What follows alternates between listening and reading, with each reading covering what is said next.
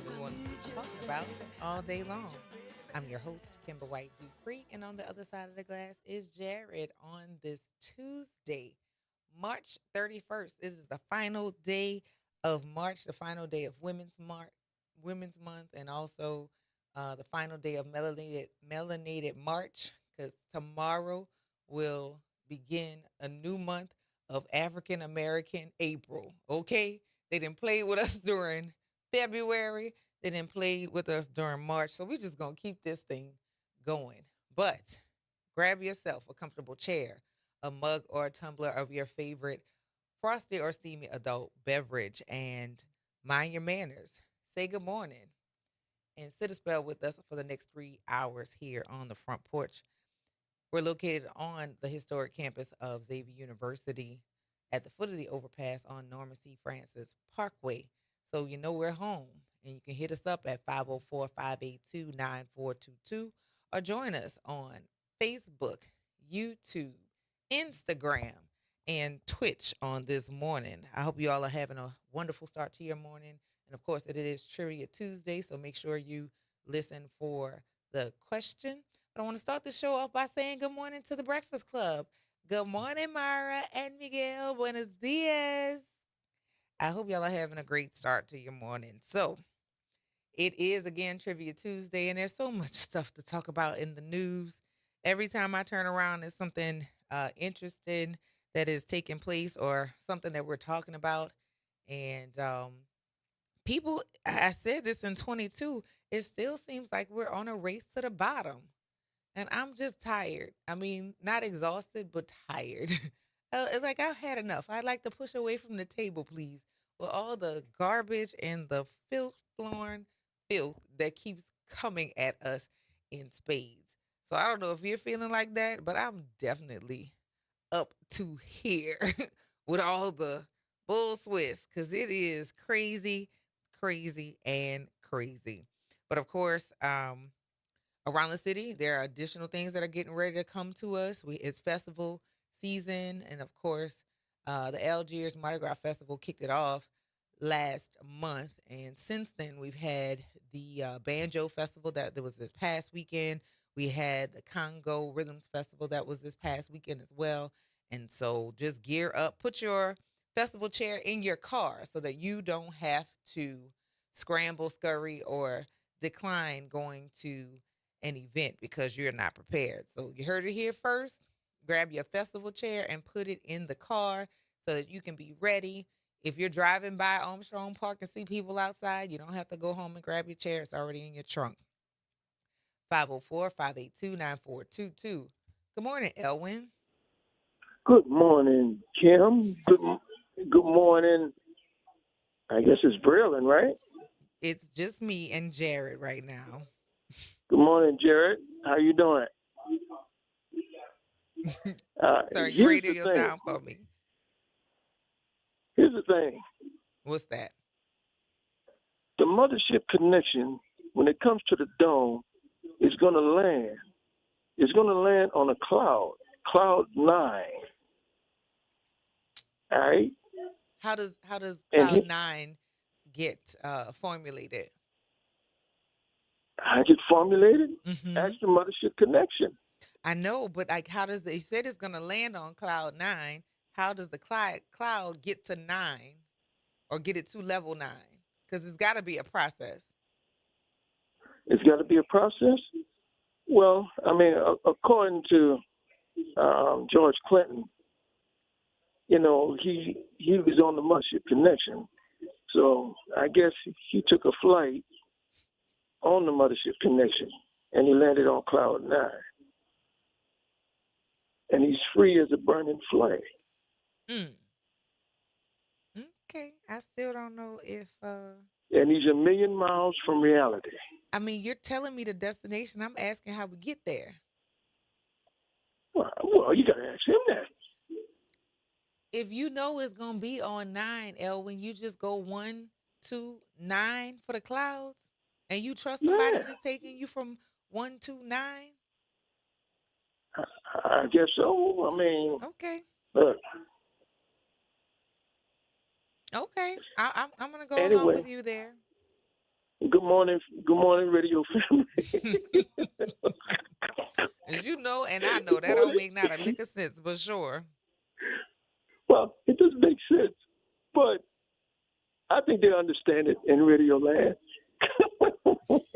Lord have mercy.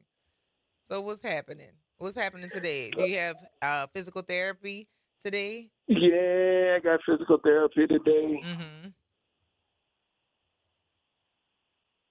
And what else? What else you I got going on? Elwin, have you started yes, your journey to the mothership already this morning?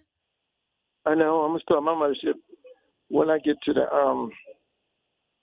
when I get inside the dome. Okay. You know good and well, and you know I know good and well, it's not gonna be that long until you land on the mothership or land in the mothership between now Yeah, and July.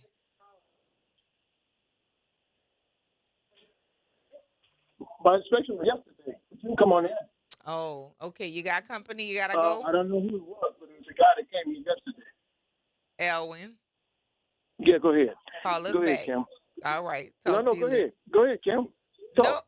you good to go? Cause it sounds like you got people at your house. No, no, no, no, no. Well, look, let me call you back. I'll call you back after I get out of physical therapy. All right, sounds good. Talk to you All right. then. All All right, right. Bye later. bye. Bye bye.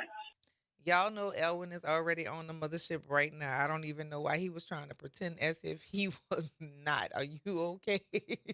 Are you okay? Is it me or is it really feeling sleepy right now? I know I slept last night. I got it. I was inside very early. I didn't make any stops because as of late, I really been on a timetable like I'm late for my house or late for my bed rather. So I've really been trying to go straight home. But today I feel sleepy. Is it just me? Am I the only one that's feeling a little sleepy this morning? I don't know. I don't know. But and the weather is not quite bright outside. It's not gloomy, but it is not giving you the motivation to want to be up and skipping around right now. I'm curious if I'm the only person that's feeling this way.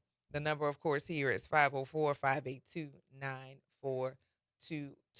Got a whole lot of different topics that I want to cover. Of course, we're going to circle back around and talk about chili, Rosanda Thomas, and how she has further and further stuck her foot in her mouth.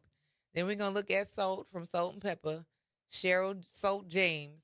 Girl, sometimes the best thing to do is just shut up. And then we're gonna talk about the rising prices of groceries and gas and this No Kings rally. Because the people that's at these No Kings rallies, like I mean, if y'all just wanted to go to a parade, y'all just could have hit us up here in Carnival. Matter of fact, we just finished having 3 weekends of parades because the Irish people decided they was gonna have parades all month. I thought St. Patrick's Day was a day and maybe the weekend before or after St. Patrick's Day, but we like on the third or fourth weekend of St. Patrick's Day. If y'all just wanted some parades, we have parades for no reason at all here. Y'all could have done that here.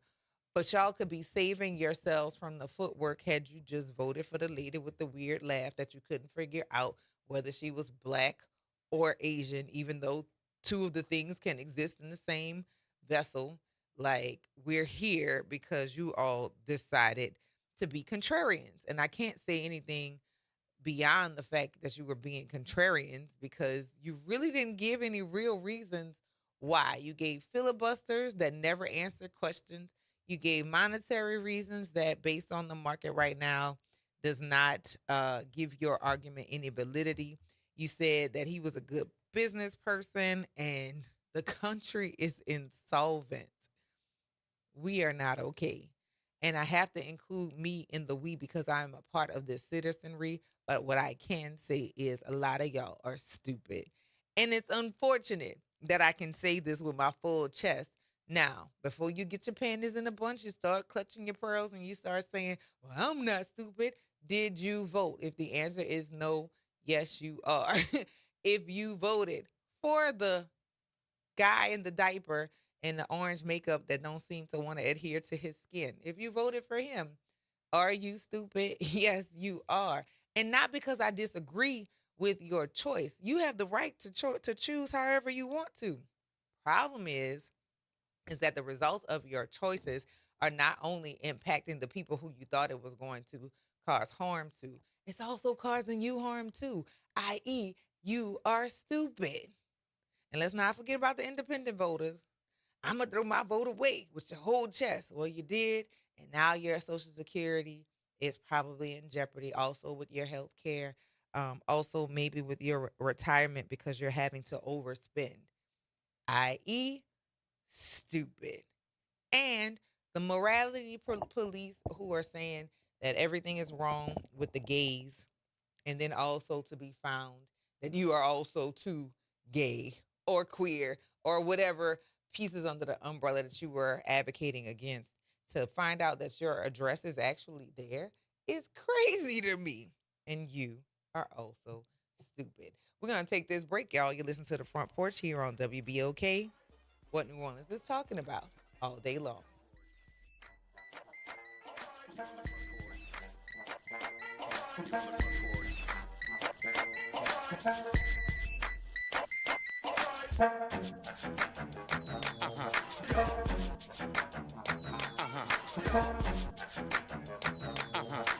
Hey everybody, it's Graylin Bryant Banks. And Kimber White Dupree. From the Front Porch, y'all. You know how we do every Monday. It's Moving Monday. And Tuesday, it's Trivia Tuesday. And y'all know we have nothing but bad cheering coming through here on Wednesday. But stick with us. On Thursday, we travel. That's right. And Friday's Free Your Mind Friday, so get your brass up. Something on your mind? Want to get it off your chest? Holla at your people. WBOK 1230 AM, the station you listen to all day long. Good morning. I'm Daryl Forges with WDSU News, and here's your headlines. New Orleans police are searching for the person responsible for shooting and killing a man in New Orleans East. Meanwhile, New Orleans police search for the person responsible for that issue, and the NOPD says this happened yesterday afternoon on Chase Street off of Benson.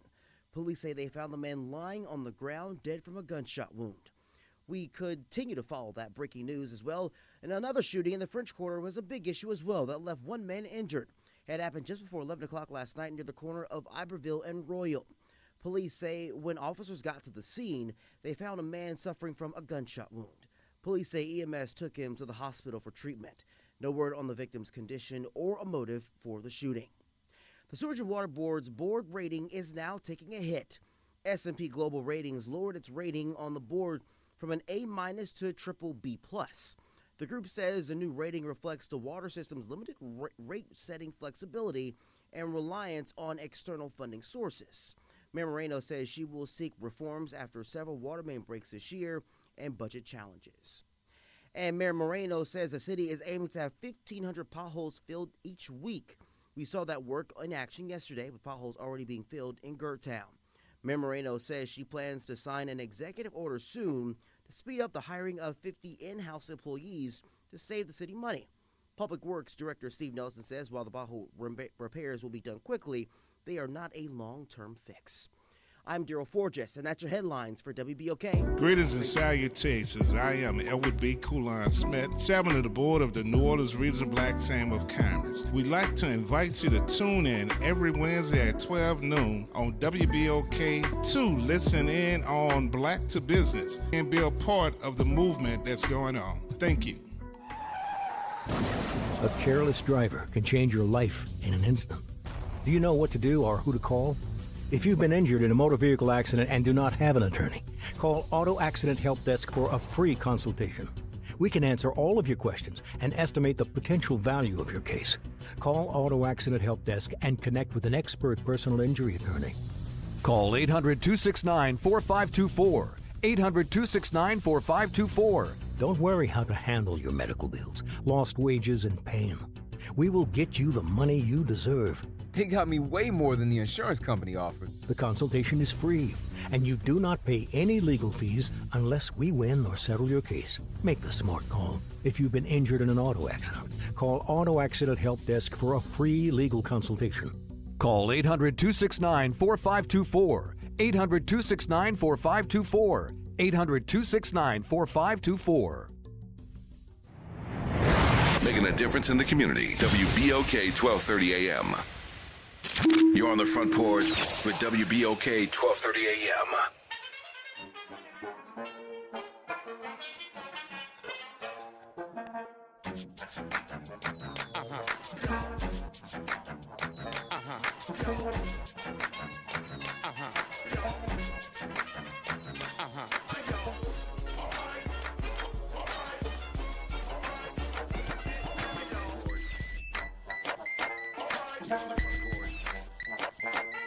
Welcome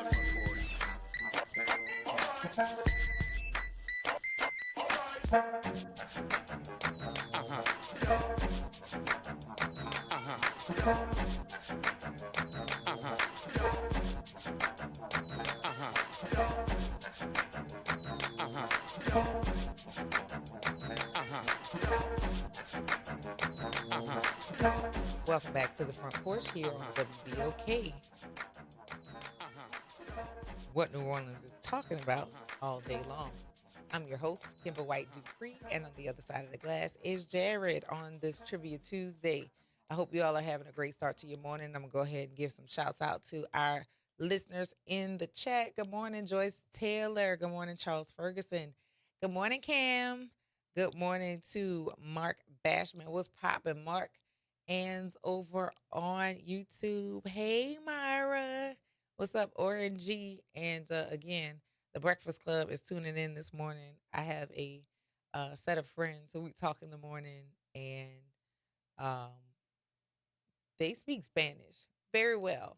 I understand Spanish, but my comebacks or my replies are often in English because I can't think of the words quickly enough to respond in Spanish.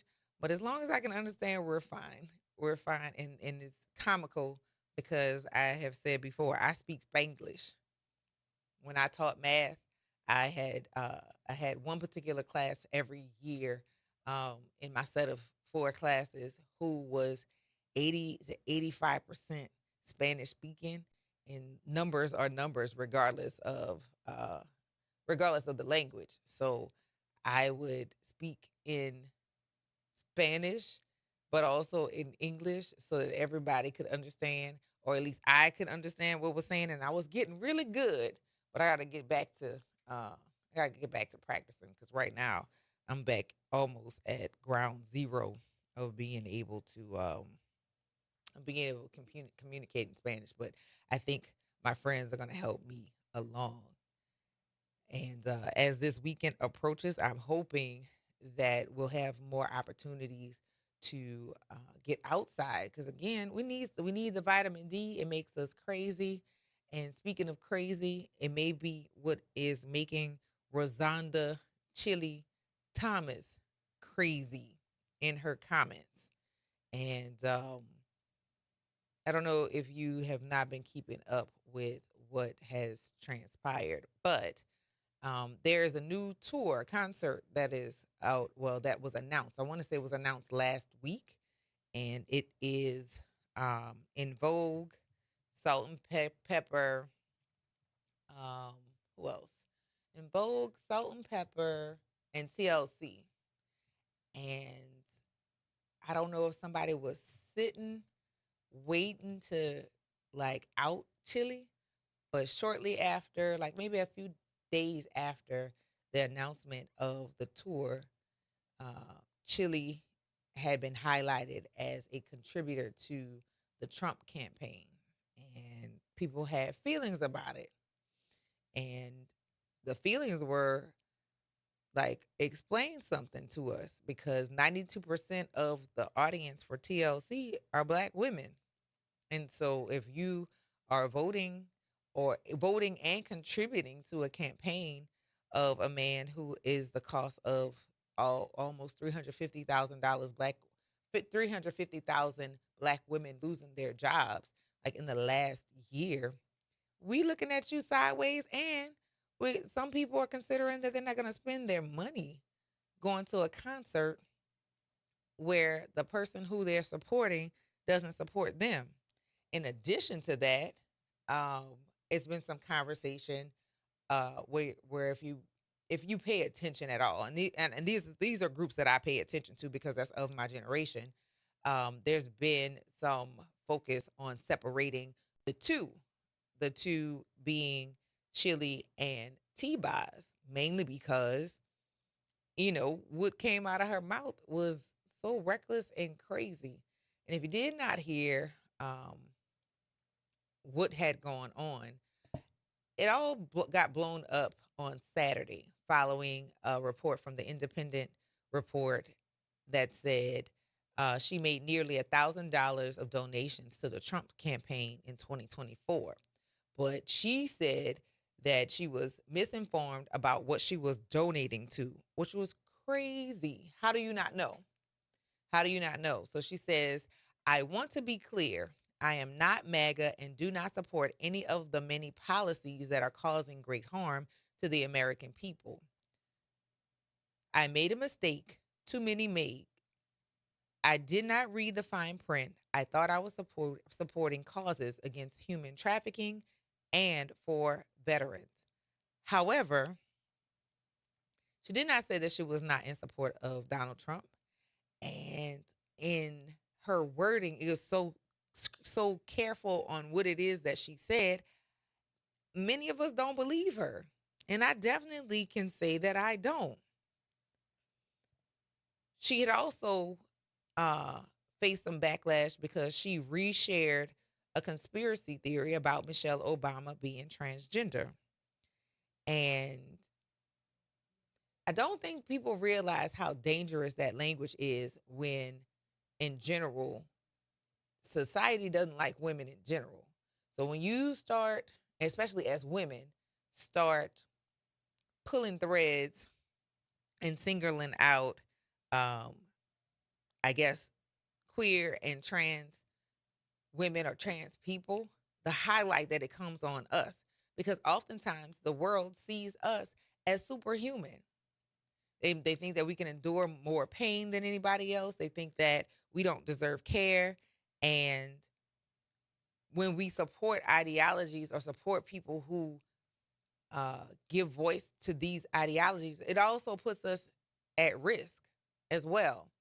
I don't know if you've noticed that there has been an rising in killing of women, cisgendered women, meaning they were born as female, who gave masculine appearance and were killed because it was assumed that they were trans. So I don't know, again, if people pay attention to the language that is harmful to ourselves in order for us to align with other people. And I know some people get uncomfortable when we start challenging things that we've been taught, but we really do have to start challenging some of the ideas that we've been presented with. And your practice of your faith and your practice of what your moral compass is, some of that needs to be challenged and revisited. You know, my generation, Generation X, has challenged the idea that you have to listen to all adults. Why have we challenged that? Well, being compliant to all adults does not mean that you're following good orders or that you're getting good information. How do we know that? Well, if you turn on the news every day, I can't even say every other day, every day you're finding out about some person, some authority figure with children who has taken advantage of their authority. I don't know how many more news articles or news notices that we have teachers who are having sex with kids, people who are entrusted to educate our children. It's like really insane. But if they are Christian or white, often male, but also female, because we've been seeing a lot of teachers, white women teachers, having sex with kids in the greater New Orleans area, like just about every day. But because they identify as heterosexual and Christian, y'all don't really raise enough noise for me about it. And it's kind of odd that no notice gets spread on that. Jackie Wilmore says, if she shares something like that about Michelle Obama, she should be ashamed of herself and canceled. Well, I think that people are starting to show how they feel about her ideas about the former First Lady and our forever First Lady, that the people are not going to be buying tickets. And the impact of that is that also impacts the rest of the women that are on the tour. But it wasn't enough that she said it. It wasn't enough that she said it, shared it, and now she's backpedaling and twerking on a fence about it. Cheryl Salt James came to her defense, and I don't know if you all are familiar that Salt is a Christian proclaimed rapper and all of that good stuff, and that she does not like to be identified with secular music or the music that made her money.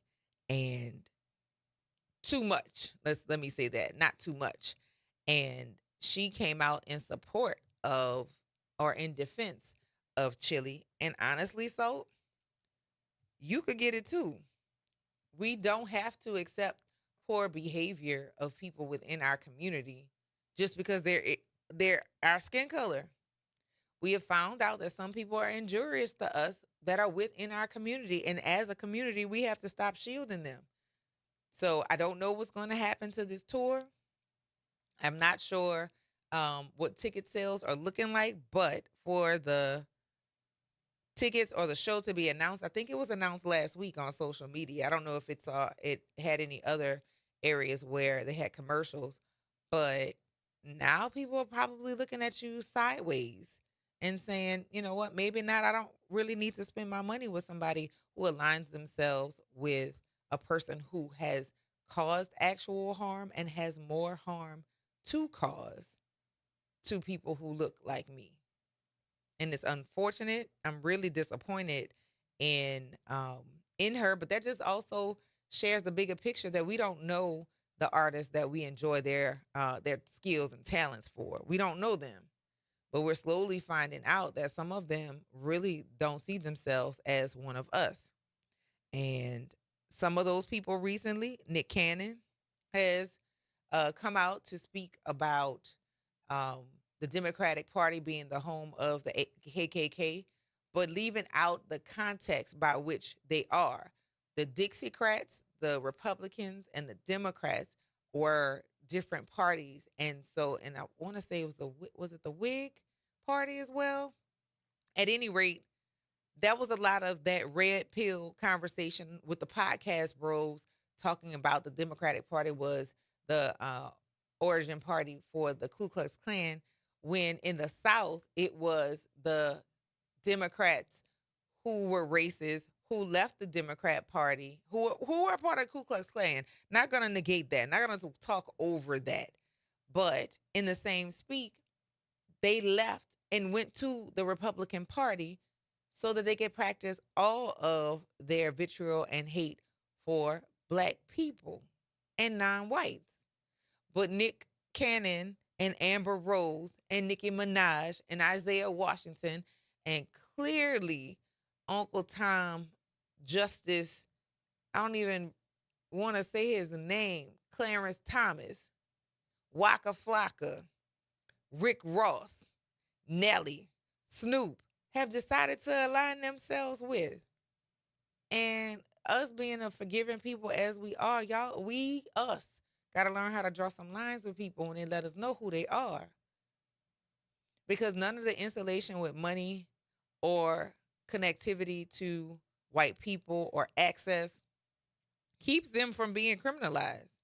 The only reason Nicki Minaj right now is sort of safe is because she is spouting that rhetoric. Just like she's not a citizen and can be deported. And yeah, like the fact that she has the means right now and don't know how long she's going to be able to maintain that, considering that she's married to an adjudicated rapist. So, yeah, we have to stop letting people that look like us continue to be safe in spaces with us, especially once they've picked their side. It's just really no way around that. And I would love to maintain relationships with people because of familiarity. But I know for a fact that holding on to people that are not of your best or have your best interest in mind, you got to let that go. You got to let it go. And does that mean that they don't have room to improve or um, to see a different vantage point or a different viewpoint and change their minds? I'm not saying that at all. But what I am saying is it can't change in coincidence with your next album drop, i.e. Kanye West. He just had an album that dropped. And after all of the craziness that he went through, it was enough that he was a Trump supporter. That was enough. But in addition to him being a Trump supporter, the whole Nazi thing, and then the white lives matter, and then the capitalizing off of the emotional reaction to religion, like all of those different things, I see that as a con artist who is at the top of their game. And for those of you who decide to subscribe to that, I'm fine. I'm fine with you doing that, but I also see you as an op, and I'm less likely to want to build community with you. So we really, as a community, have to figure out if the money is worth sacrificing the progress for our overall people. And by people, I mean all people that fall under the umbrella of black or African descent, because there's many of us that fall under the umbrella of African descent. Many of us got dropped off in different places, but if we're willing to commune and build community with us, I'm good. But the people who are just looking to profit off of selling our talents, giving ownership of the things that we build, the people who are willing to get a pat on the head for $1,500, or willing to believe a lie because you're unwilling to face your own truths. Yeah, no, they pick their side. They can stay where they are. They can stay exactly where they are. Jared. No, okay, got it. But yeah, they definitely can pick their side. And for those of us who have not learned that after some time, you get past the discomfort of removing people from your space and from your direct influence. It may be uncomfortable at first, but you'll find out how much further you can get, or farther you can get ahead, if you remove some of the toxicity, push and pull in your friendship circles, in your family ships. All of those relationships matter, and blood or kinship doesn't make us necessarily aligned. And a lot of us have been taught that we have to endure abuses and or disrespect from family just because it's family, and we absolutely do not. We have to unlearn a lot of that behavior, and I hope we do it soon. I have family members that I'm okay with not being in community with, but I don't work against them. I just don't fool with them. Not mad at them, not upset with them. I see how they move and I act accordingly. And that has to be the mind frame by which we have to operate with people. Folks who make a lot of money and go looking for other communities with which to spend their money when they can get those resources from within our community. Yeah, I'm calling y'all out too. Just because it comes from white people don't mean their ice is colder. Definitely don't mean their food is better, because they surely don't season like we do. But for whatever reason, y'all want to put your kids in, my kids go to private school. Okay. Paying that tuition, what is your child also getting? Because oftentimes I find out when I work with children is when they go to those schools that are not predominantly them and not healthily built upon. Ben Franklin is going through something right now where, just like at Holy Cross, a black student was called the N-word, and now you're putting out public statements, but also penalizing the students that are at the school for calling it out. Yeah, bragging about sending your kids to schools where your kid is the only or one of the few, that's not a flex. You're letting me know that you're willing to pay for your kids to be uncomfortable with the guise of that they're getting a better education just because they're around other white people. Y'all got to unlearn that, because that's silly for starters. And it changes the people that we have to deal with as adults. We have them in our families. We have them in our friendship groups where our peers may send their kids exclusively to private schools. And those kids don't get more education. I mean, they might get a smaller class size, and I mean might, but they're not necessarily getting a better education. As a matter of fact, as it relates to Black people and people of Latin descent, they're getting robbed because all of their history is ignored. The history that's being taught is one of the dominant culture of that microcosm that you've sent them into, which often is white. And what you're telling them is they are not worth being investigated and also informed about the people from which they've come from, their lineage. And that's unfortunate for us. Gotta unlearn that. You listen to the Front Porch here on WBOK, what New Orleans is talking about all day long.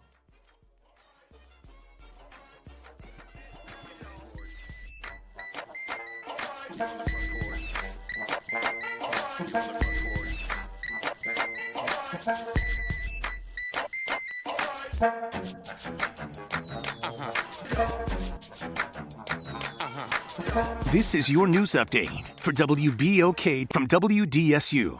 For all your news and weather, watch WDSU News, New Orleans' leader in live, local, late-breaking news. Today at noon and 4 p.m. Mostly cloudy to partly cloudy with highs reaching 81 to 82 degrees. Another round of scattered showers and storms expected until the evening. There could be heavy downpours with the possibility of some spots seeing no rain at all. Then tonight we could fall to 65 to 68 degrees. More scattered showers expected for the rest of the week. For the WDSU First Warning Weather Center, I'm Raven Rishaw. New Orleans never sleeps, and neither does WBOK. Now, every voice, every moment, and every show is in your pocket. Search WBOK Media wherever you get podcasts. Download, share, rate us 5 stars. Because when you support us, you amplify Black voices and the New Orleans culture. Welcome to Chemical of the Month from the community scientist and Rise St. James. This month's focus is polycyclic aromatic hydrocarbons, or PAHs, formed when fuels like oil, gas, wood, or trash are burned. These chemicals can enter the air we breathe and settle into our soil and water. Many PAHs are known carcinogens, adding to the health burdens faced by communities living near industry. Learn how to protect your health at risestjames.org. The Ron Kelly Show.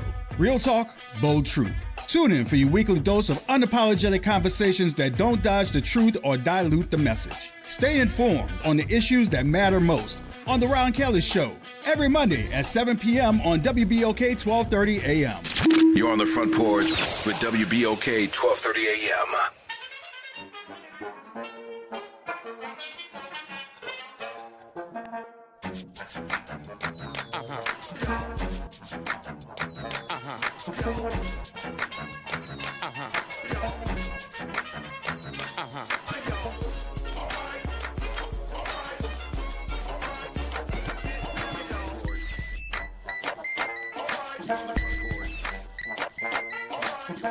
Welcome back to the Front Porch here on WBOK.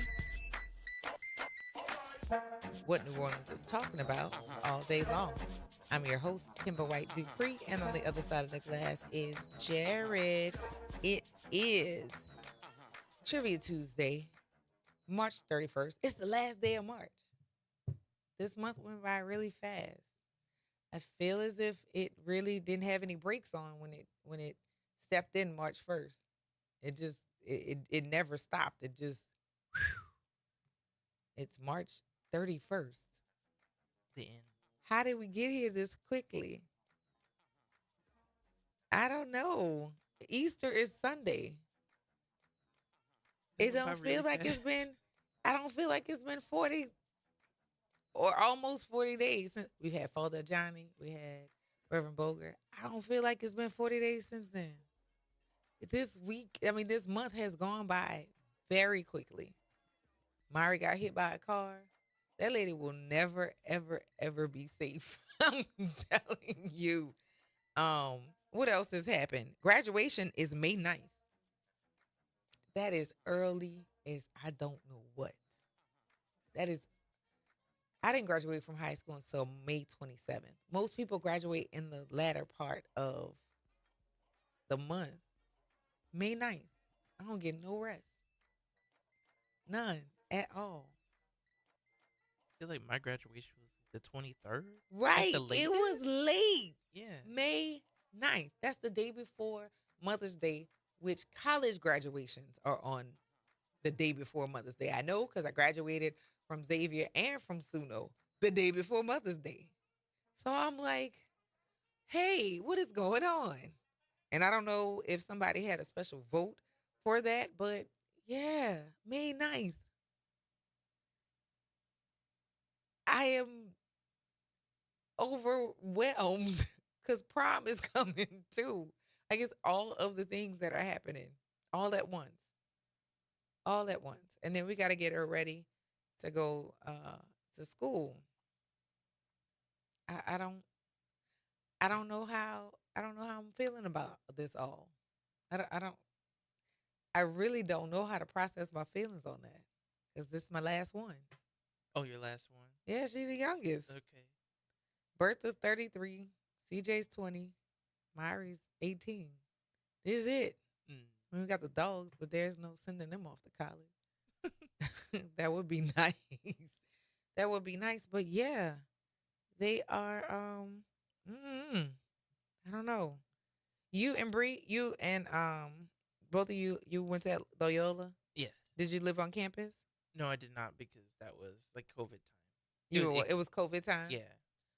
Okay. So what about your sister? Did she stay on campus? No. No, she did not. My brother did though. Okay. He did. Did he love it? Yeah, we didn't see him for a while. Yeah, I don't really know how I don't know how I feel about all of this. This is But that was recent though, so he did have the opportunity to stay on campus. Yeah, I don't know. It's not COVID. CJ's high school was basically COVID. His freshman year, by March, everybody was home. And so the year after COVID, we were at home the whole year. The next year, we were back and forth because people were getting sick and they had to notify us, and you had to, that whole deal. I'm the only one in the house who hasn't had COVID. And then, trying to think after that, his senior year was the year that was more free, but it was still weird. It was still a weird year. And with her, she's been able to have a little more normalcy during her, because her 8th grade year was COVID. No, 7th grade was COVID, and then 8th grade, it was close to his senior year, so things were a little more back to normal. But yeah, now I gotta let her go to school. I don't know how I feel about that. I'm ready for her to go, but it's the day to day that changes. So I don't know how all that is going to, how that's going to work. Any advice from the parents who have already sent their kids over to college? Mark, I could have another baby. I would never, never, never, never. Yeah, my baby is 18, and we're not doing that again. Part of the reason why we didn't have a third child is because I said once she got to 5, that was it. Not going back to a diaper bag from a 5-year-old. That 5-year-old can go to the bathroom by themselves. We ain't got to be bothered with that. Absolutely not. 504-582-9422. Good morning, Pam. Good morning, Kimba. How are you? I'm doing well. How are you? I'm good. Now, back in COVID time, our baby girl, she was going to Southeastern. And so when we got the invitations, of course, only 2 people could come. So it was me and Dad. And we went there and had a nice time. They had it out, I believe it was on the football field at Southeastern when she graduated.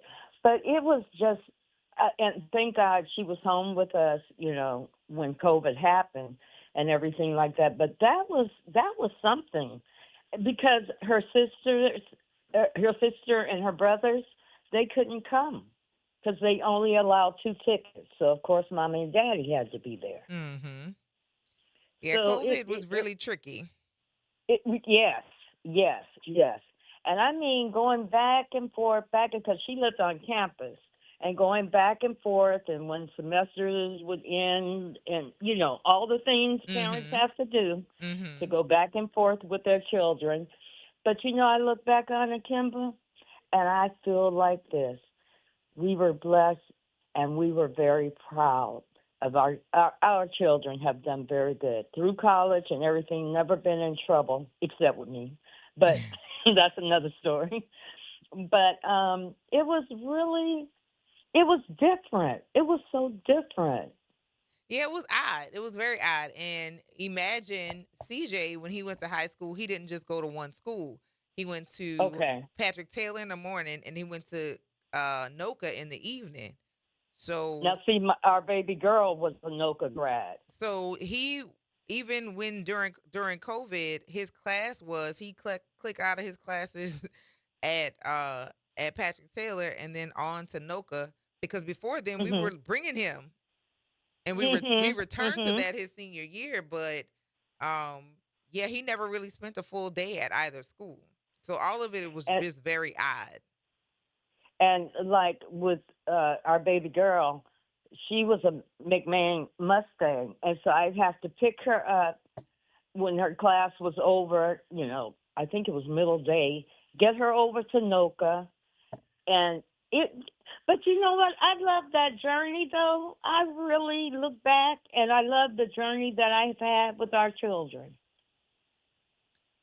because it's special and it's something you can never repeat. And you can never get back again. So I just enjoy the moment. But I'm going to tell you one thing, Kimber. That bird nest is there. To be able to look at your children and see them be successful and they're on their way, and you just, hey, it's just you and your husband at home and everything, and they're safe, and you've given them all that you can give them. Now they're gonna carry that on. Yeah, I look forward to all of that. I remember there was an adjustment when CJ left, and like Imari and I do a lot of stuff together, so that's gonna be a big difference thing for you. Yeah, that's gonna be a big difference. Because she is the tag along. She's been like that. She's the tag along. If I'm going, she gotta go. And while she loves her dad very much, I was a daddy's girl, so I used to pretty much be ready to roll when my daddy did. But she wants her mama.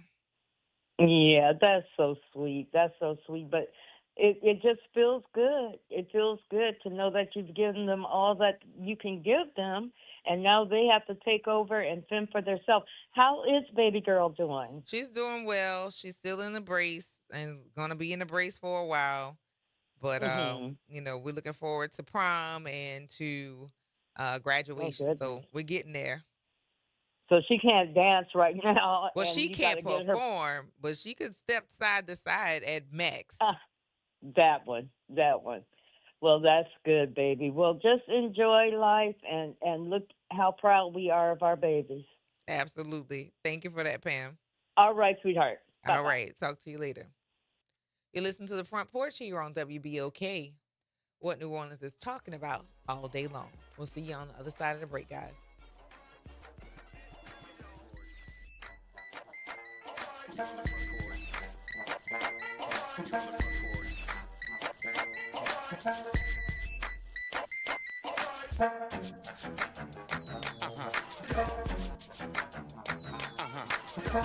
From the campus of Xavier University, WBOK Go and Equity Media Station. I'm Bree Wood with BIN News Now. President Trump says he's okay with a Russian oil tanker delivering fuel to Cuba, saying the island nation needs to survive. It's a failing country, and they're going to be next. Within a short period of time, it's going to fail, and we will be there to help it out. The move comes as Cuba faces widespread blackouts after months of disrupted oil shipments. A black woman in Atlanta is suing Georgia State University, claiming she was fired while undergoing chemotherapy. Cindy Hawthorne says she was pushed out after cancer treatment slowed her work, despite previously receiving accommodations and positive reviews. And TV host Nick Cannon is drawing backlash after calling Democrats the party of the KKK during an online talk show conversation and praising President Trump's leadership. The comments made while speaking with personality Amber Rose sparked some major criticism and political debate. Get BIN News now on demand 24/7 on the iHeartRadio app. You're on the Front Porch with WBOK 1230 AM.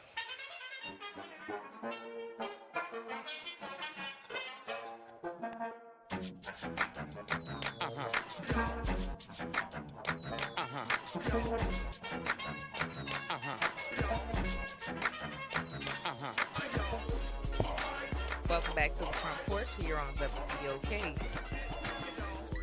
What New Orleans is talking about all day long. I'm your host, Kimber White Dupree, and on the other side of the glass is Jared. We are here on this Trivia Tuesday that will be coming shortly. I hope you all will be having your listening ears on so that you can participate. And yeah, it's so many different things going on. I don't know if you all listened to the commercial that was on with Nick Cannon talking about he was praising the turd in chief for his leadership of the country, which is insane.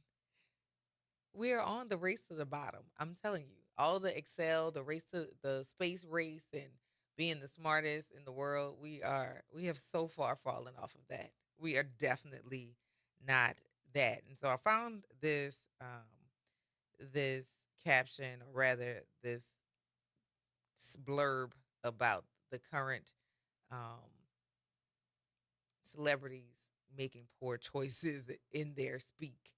And it reads, Nick Cannon, Amber Rose, Pharrell Williams, Kanye, Ye, whatever his name is, Nicki Minaj, Onika, whatever she going by, Kenneth Petty's wife, and Rosanda Chili Thomas are all examples of black celebrities who, by ignorance, lack of self-awareness, or plain old stupidity, do not understand or identify with the greater plight of black people.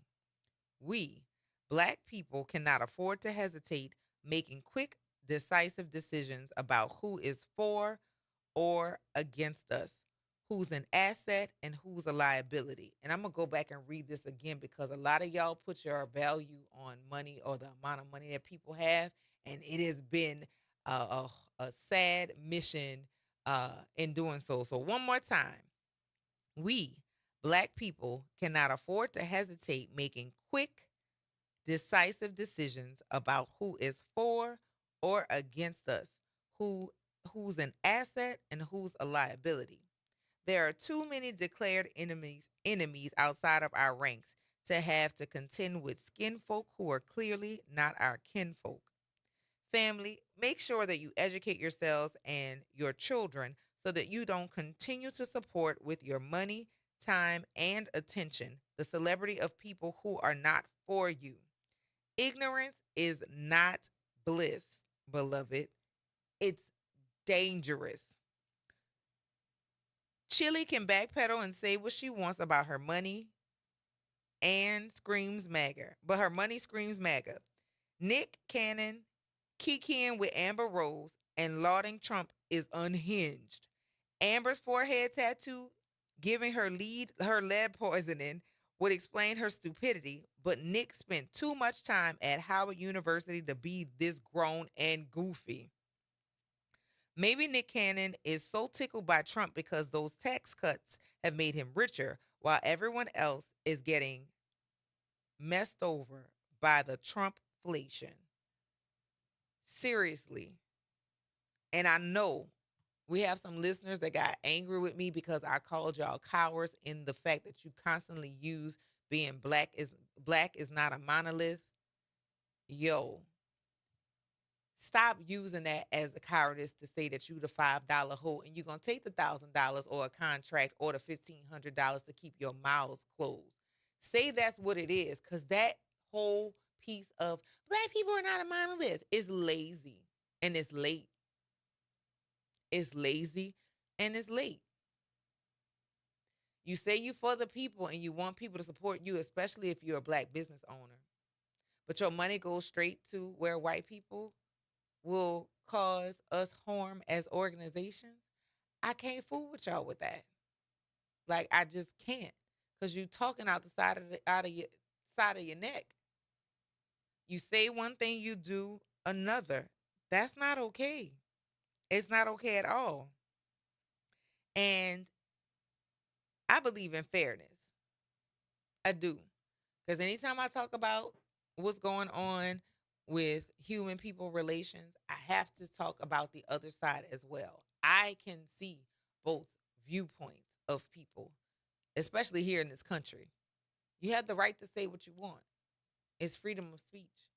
But you also don't get protection just because you say what you want. There are consequences, whether positive or negative, when you say certain things. And as the black delegation should be sitting down to have a conversation, anybody who's causing injury gotta go. They can't sit with us. I don't care how much money we have. A good example of that kind of conversation was Diddy. For the people saying we got to look out for Diddy and protect Diddy, even though Diddy is a predator, crazy work. And I'm telling y'all, the religion piece of it is going to keep us in bondage for a long time. I am not saying abandon religion. What I am saying is how you weaponize religion is hypocritical, and it is cowardice. And what you choose to identify as a major sin versus a different sin, they're all sins. One doesn't get weighted heavier than the other, but some of the pieces that y'all hang on really are the pieces that keep you separate and keep you from building community with people who look like you. And it's all in an attempt to be seen as the good blacks. They still see y'all as the hard R's. They still see you as the hard R's. So what's the benefit of being the good hard R? Like, is there one? I'm confused by that. But I go to church just like them. But I go to my job just like them. I pay my taxes just like them. But I don't get held to the same standard as them. I get criminalized more harshly than them in my efforts to become like them. Y'all don't see how that sounds crazy? Like, it sounds insane. And I know being told that is uncomfortable. It's uncomfortable to recognize that you have those similarities. Things that I have had to unlearn have been uncomfortable because they were taught to me or told to me by people I love and respect. I now, in my hindsight, my adulthood, and sitting through and reading through things and looking at the application of said rules, and notice that there's no fairness with it all. So if at the end of it all, I pretend or I go out of my way to show how much of a good black I can be and get nothing for it, I mean, later for that, I'd rather be just a regular old black me that I appeared as on this earth. Because if you're not going to be happy, if I go out of my way to make you happy, I might as well make me happy. And I wish some more people would sit in that. Jared, have you had any experience with colorism, either watching it or hearing about comments and people with the colorism and featureism? I will think on that. I will think on that. You'll think on that? Like, I notice it, but I can't say I remember. So, like, if you think about spaces that you may have heard people say, oh, they're too dark to be around, or making comments about people who are light skinned and assuming that they're not nice people because they're light skinned, or they're witches with bees because they're light skinned. Like, have you heard speak about that one way or another? Yes, I have. And so some people lean into it. And I've heard people say, well, they didn't like me because I was light skinned. In a lot of cases, that's not why they don't like you. They don't like you because you're an asshole. Okay. That sounds Uh-huh. familiar from other people that will be like, oh, I couldn't be friends with them because of da da da da. But I could see why. I was like, no, it's not because of your skin color. It's not. It's really not in a lot of cases. It's not because you have things. It's not because you have acquired certain degrees or certifications or whatever the case. It's not because of that. It's just because you're an ass and we don't like you. Yeah, when they start talking about the physical, I think about the behavioral. Yeah. I can't help it. Yeah. Or I've seen people be discriminated against because they're too light. I mean, they're too dark. I've seen people. I heard this guy out his face said, "Oh, when she take that off, it probably is black or it probably stink." And I was like, "Based on what?" Hey, what? Yeah. I heard this guy say that. I won't call his name, but I did give him a mouthful of assault. Yeah, I really let into him because he couldn't give me any justification other than that person, that woman They was can't. brown. They can. And what was your reaction supposed to be on hearing?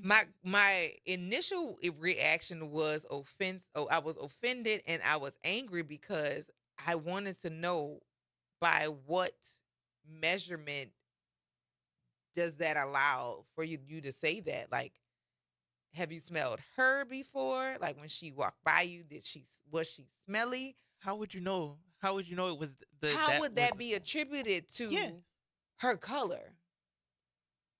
Because his finish to the sentence was because she too black.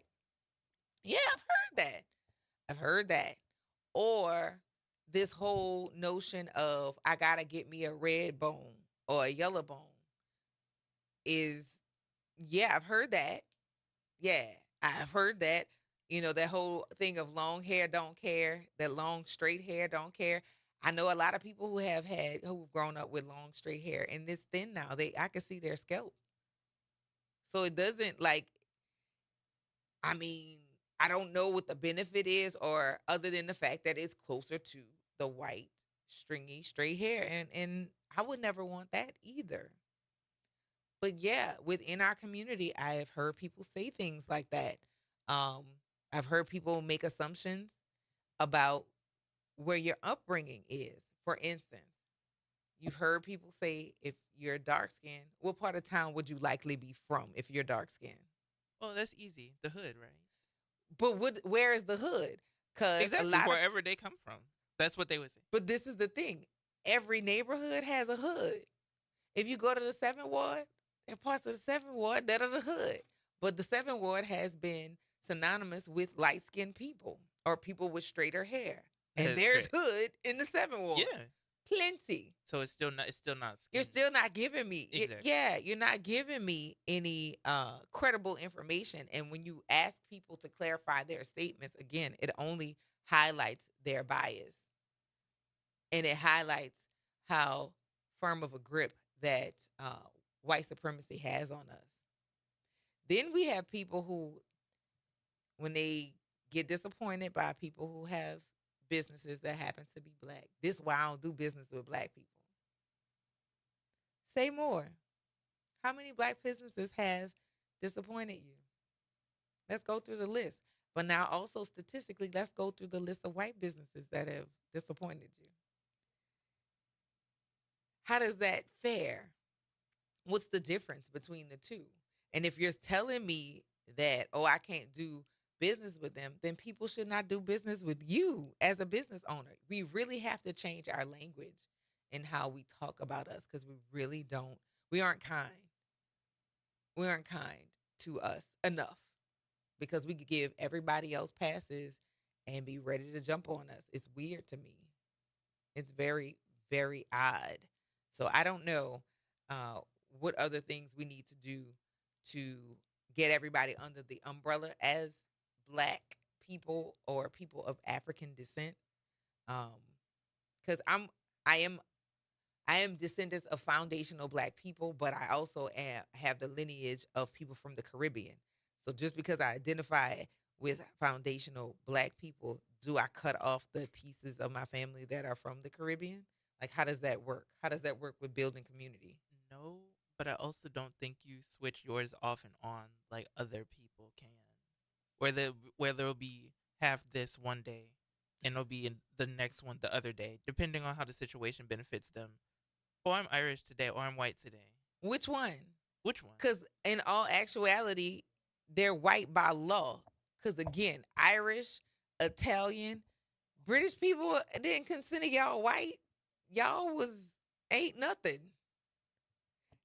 It wasn't just blacks and browns and Jewish people. Jewish people were not considered white, but they've been able to fade into whiteness by changing their names and also by assimilating to have the presentation of whiteness, with the exception of how they celebrate their faith. And that's really why black people and Jewish people have this weird relationship with each other right now, because after civil rights, Jewish people got a little less attack. And as much as you saw with the conflict that we're in right now, you had a lot of organizations saying, "Hey, the Jewish kids on campus don't feel safe." Black people ain't felt safe on a lot of mixed spaces. So where's the care and concern there? I mean, we still say we wanted equal rights, and for the black people who stopped at being able to get integration, that was a sleight of hand trick. We didn't ask for integration. We didn't say we wanted to be with y'all. We said we wanted to get the equal services of the system that we pay into. Right. Because we could have been all right with y'all staying over there. It was cool.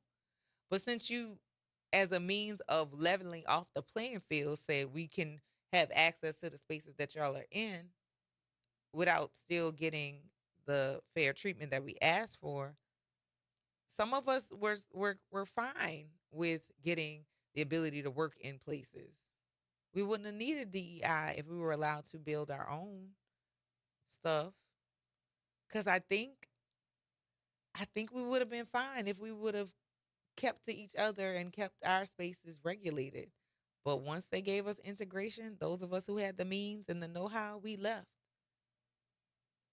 And those communities didn't keep the ties as strong as they had been. And that's pretty disappointing.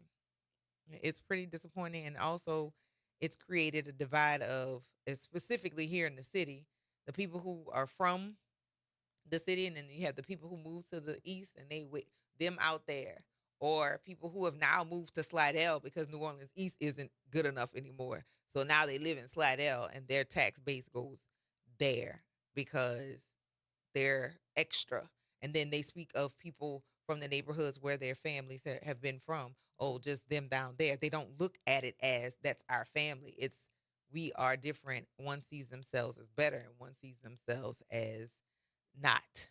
And this is, for example, based on where you live, skin color, hair texture, features. Education is another area of drawing lines. Income is another way that we classify ourselves. Class, yeah, it's a bunch of different things that we try that should be uniting us, but we have continued to segment ourselves away from each other, which is really disappointing. It's very disappointing, and we have the opportunity to link arms and present a united front, but that also leaves us with responsibility, because once you get in community with people, then we got to start having accountability. And that's the piece I find that most people are having the biggest difficulty with. And I say it all the time, like, I'm not always right. I know when I get mad, I don't care, and I'm going to say what I said, and it is what it is. That's not right. And I'm not going to make it be right just because I said it. So if I can hold myself accountable and face things that I would not like to be true about myself, then I feel like everybody should be able to do that. But we have a lot of people who don't. And they think because, oh, I'm this, or I have that, it don't make a difference. You're still not a good person. And ultimately, you're injurious to those of us who, especially now, need to be in rooms with people who look like us, who are safe to us. Not letting us slide, but safe. And the people who consistently sell us out, you are not safe, stranger danger, they gotta go. You listen to the Front Porch here on WBOK, what New Orleans is talking about all day long.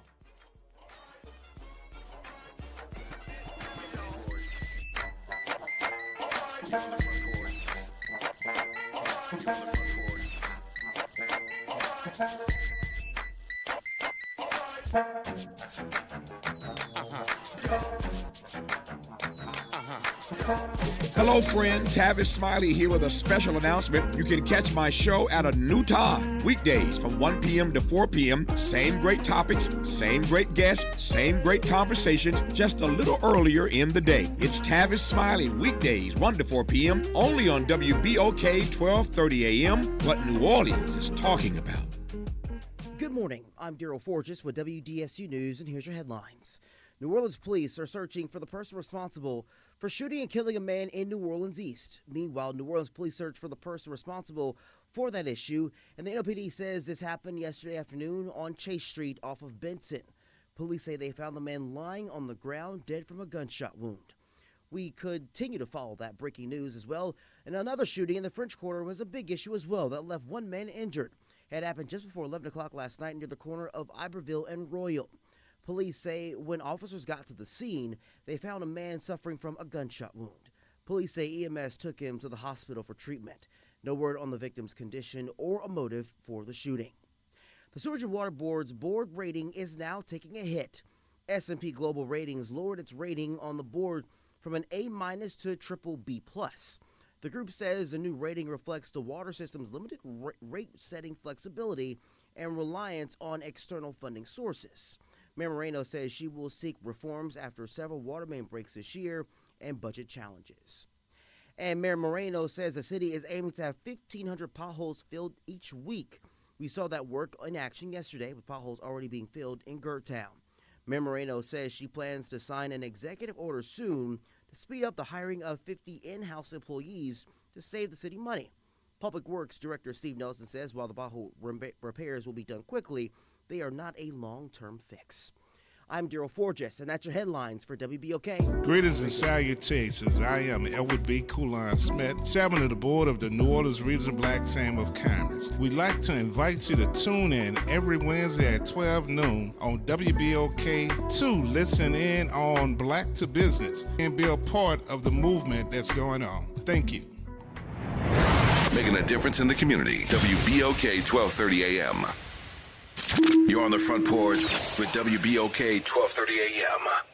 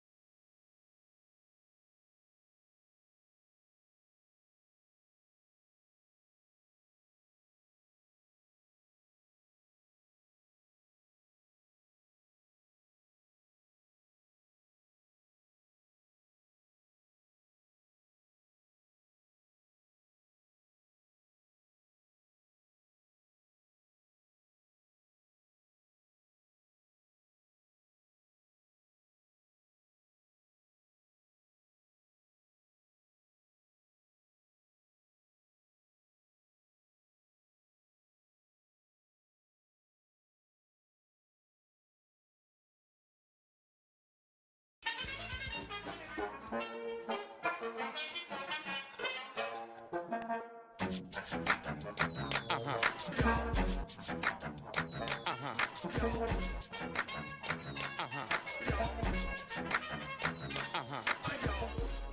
back to the Front Porch here on WBOK.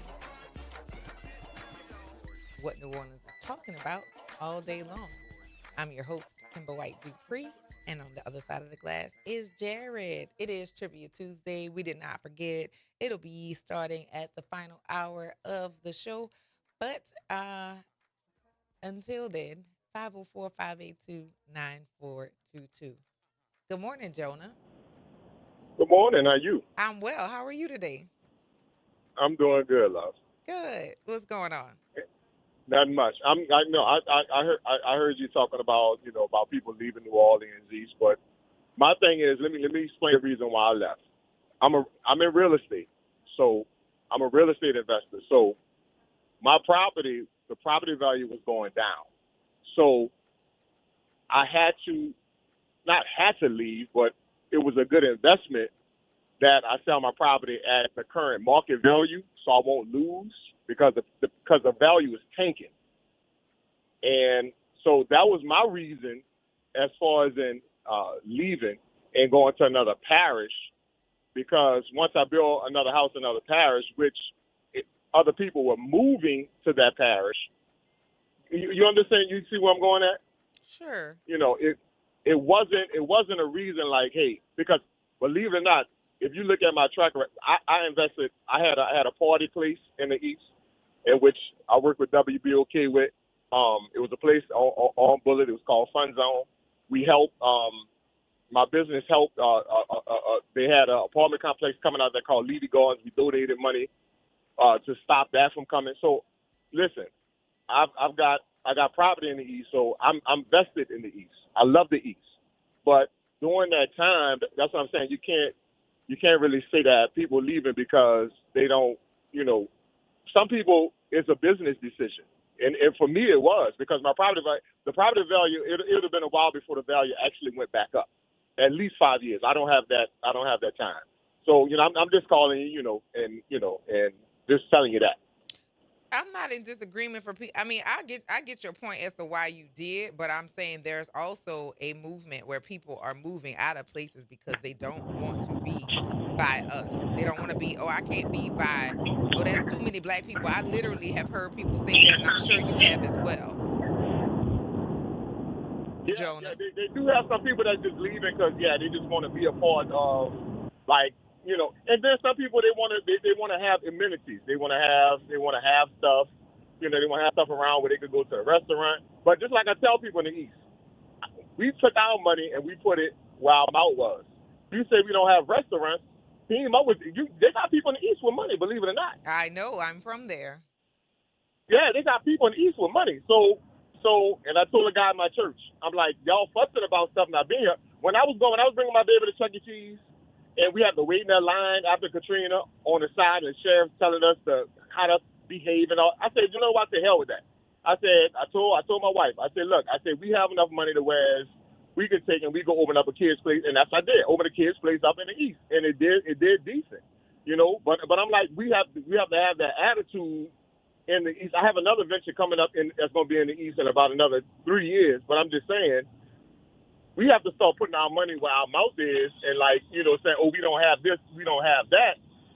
We have to start putting our money where our mouth is, and not sitting on our money bragging saying we got money. It ain't doing nothing to the bank. It's doing something when you invest in your community. Agreed. Kimber, yes.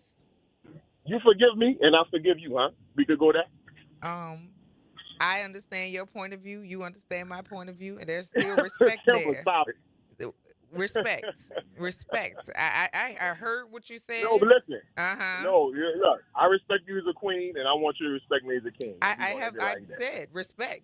I have respect. All right, there you go. Right. I ain't talking about no point of view. I'm just saying we're gonna, that's all I'm saying, because I do love your point of view, and we have differences, but I just wanted to comment on that. Absolutely. Right? Well, thank you so much for calling in and giving your point of view, and I don't have any disagreement there. Yes, ma'am. All right, have a good one. All right. Bye-bye. Um, Jackie Wilmore said, then we built our own. They destroyed it.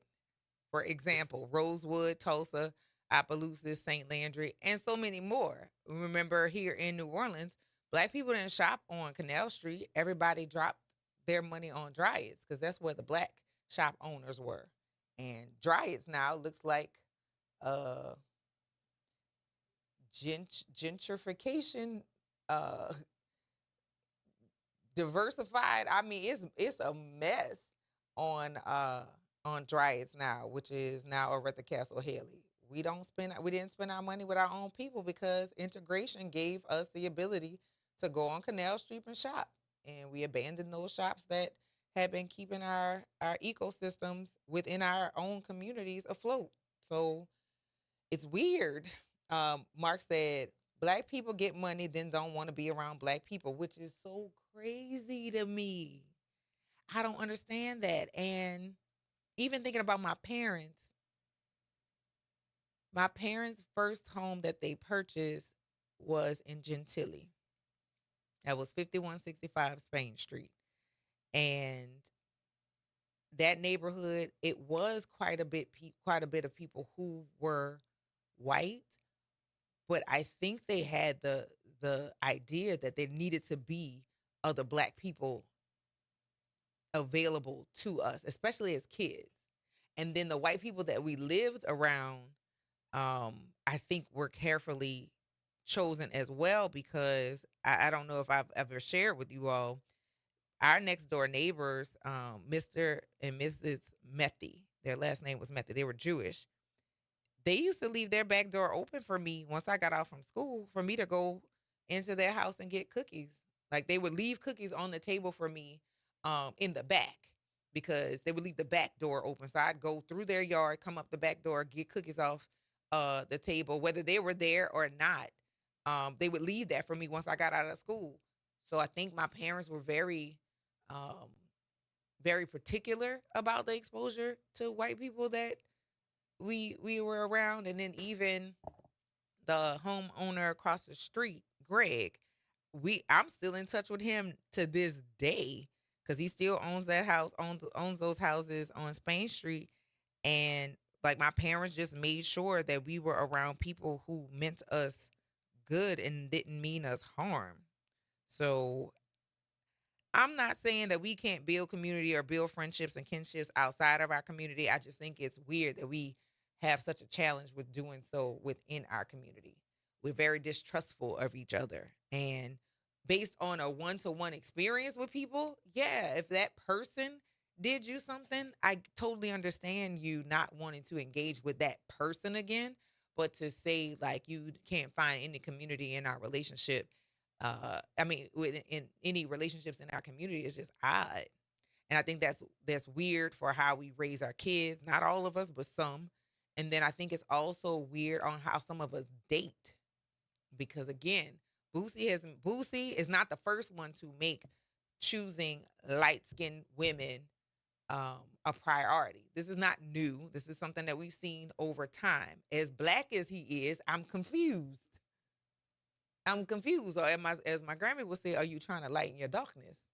And it's just strange the opinions that we have about how, again, we want to be these exceptional, magical Black people, and it's confusing to me. Like, we're human first, but the fact that we have to find the grading of what kind of Blackness we need to have is just, I never quite understood that.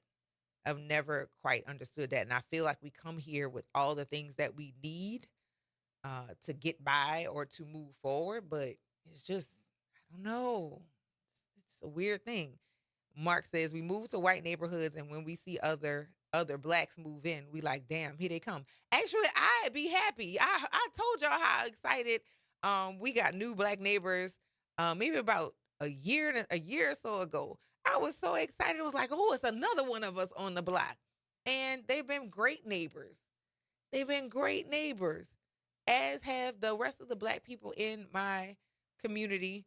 And I grew up in a mixed neighborhood, but then we moved to an all black neighborhood, and that neighborhood is still thriving. I lived in Kingswood from the age of 10 until 26 when I got married. And that neighborhood is still holding.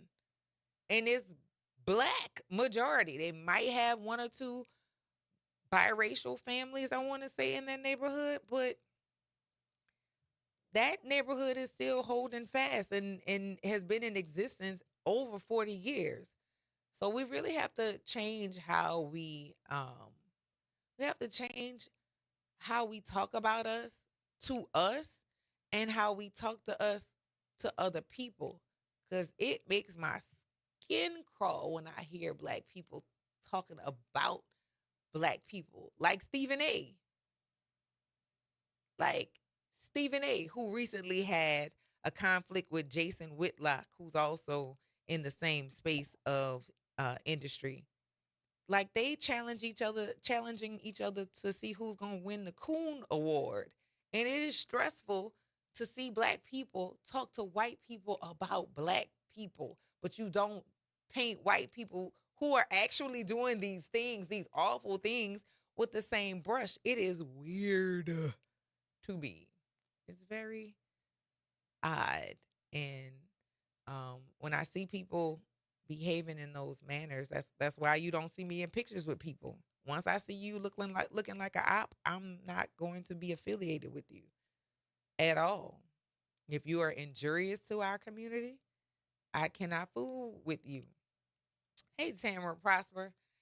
Tam said, yes, we open Show Fresh Sustainable Foods as a brick and mortar in Treme, primarily because we want our people to have access to the best fresh produce and other products. But guess who most of our customers are? It's really hard to keep the business open. We get a lot of online support, and black people in the community say they're happy the business exists, but we don't have them as consistent customers, and it makes it really hard to keep going. Whole Foods, I get everybody has a desire to go that, but Show Fresh has what's in season. Nah. Tab, I'm going to see y'all for lunch. I'm going to slide through because I know the produce that you guys have had, because I've not just been to the brick and mortar location, but I've also been to when you guys are at farmers market. Yeah, we say we want stuff and then we don't support it. Same thing right now. We have the Hangout NOLA in New Orleans East. Black owned, very black owned.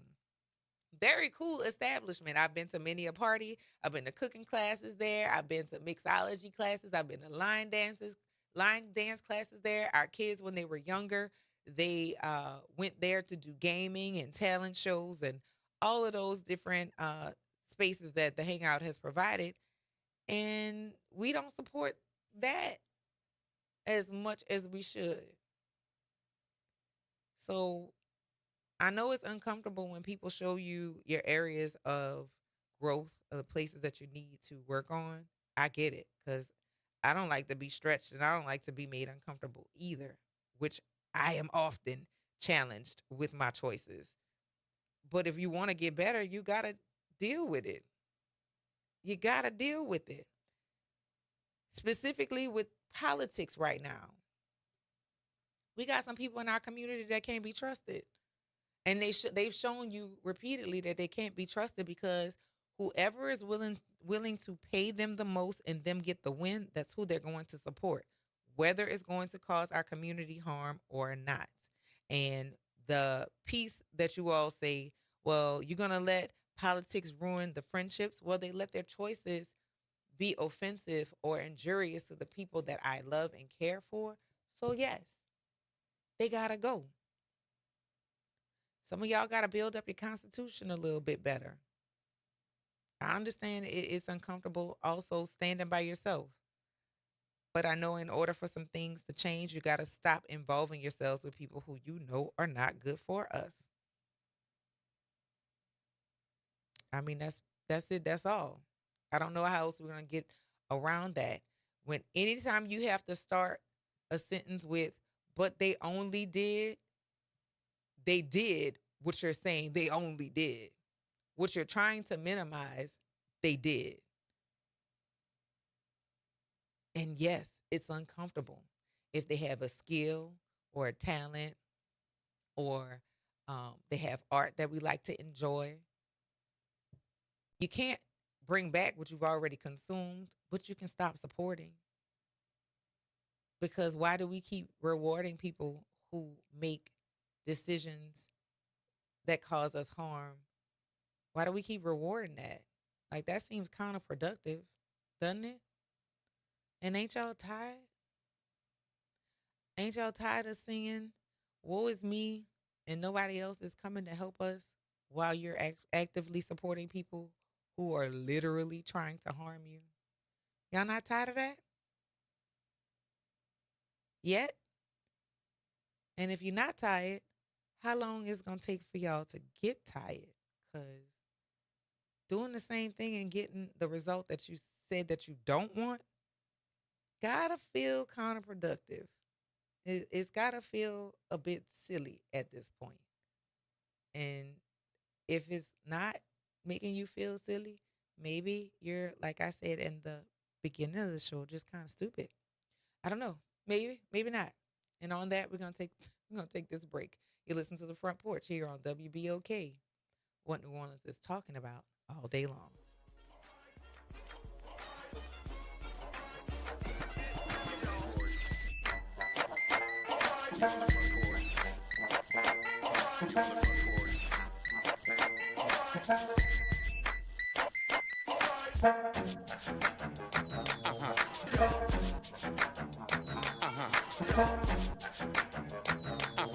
This is your news update for WBOK from WDSU.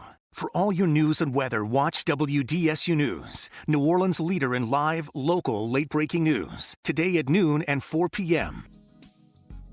Mostly cloudy to partly cloudy with highs reaching 81 to 82 degrees. Another round of scattered showers and storms expected until the evening. There could be heavy downpours with the possibility of some spots seeing no rain at all. Then tonight we could fall to 65 to 68 degrees. More scattered showers expected for the rest of the week. For the WDSU First Warning Weather Center, I'm Raven Reshar. Norman Robinson is back. Can you hear me now? And he's taking no prisoners. Can you hear me now? Each weekday, Norman Robinson brings you commentary with Off the Top. The incident was shocking, disturbing, disgusting, disappointing, and sad. Each weekday, Off the Top with Norman Robinson is heard exclusively right here. It's Off the Top with Norman Robinson on WBOK 1230 AM. Welcome to Chemical of the Month from the Community Scientist and Rise St. James. This month's focus is polycyclic aromatic hydrocarbons, or PAHs, formed when fuels like oil, gas, wood, or trash are burned. These chemicals can enter the air we breathe and settle into our soil and water. Many PAHs are known carcinogens, adding to the health burdens faced by communities living near industry. Learn how to protect your health at risestjames.org. Transform your bathroom with the beautiful quality of Bath Planet. As a trusted leader in bathroom renovation, Bath Planet has earned the Good Housekeeping seal, a symbol of quality and consumer confidence for over 100 years. Get half off installation or 18 months with no interest and no payments. Whether it's tub replacement, a shower replacement, or a tub-to-shower conversion, Bath Planet makes your custom bath fast, easy, and affordable. Here's how it works. 1. Call to schedule your free, no-obligation consultation. 2. Our design experts come to you with real samples to customize your dream bath. 3. Our certified installers complete the transformation in as little as 1 day. And right now, for a limited time, you can upgrade your bathroom for 50% off installation or choose 18 months with no interest and no payments. But you need to call now. This special offer is only available by calling 800-981-8177. That's 800-981-8177. Call 800-981-8177 right now before the offer ends. You're on the Front Porch with WBOK 1230 AM.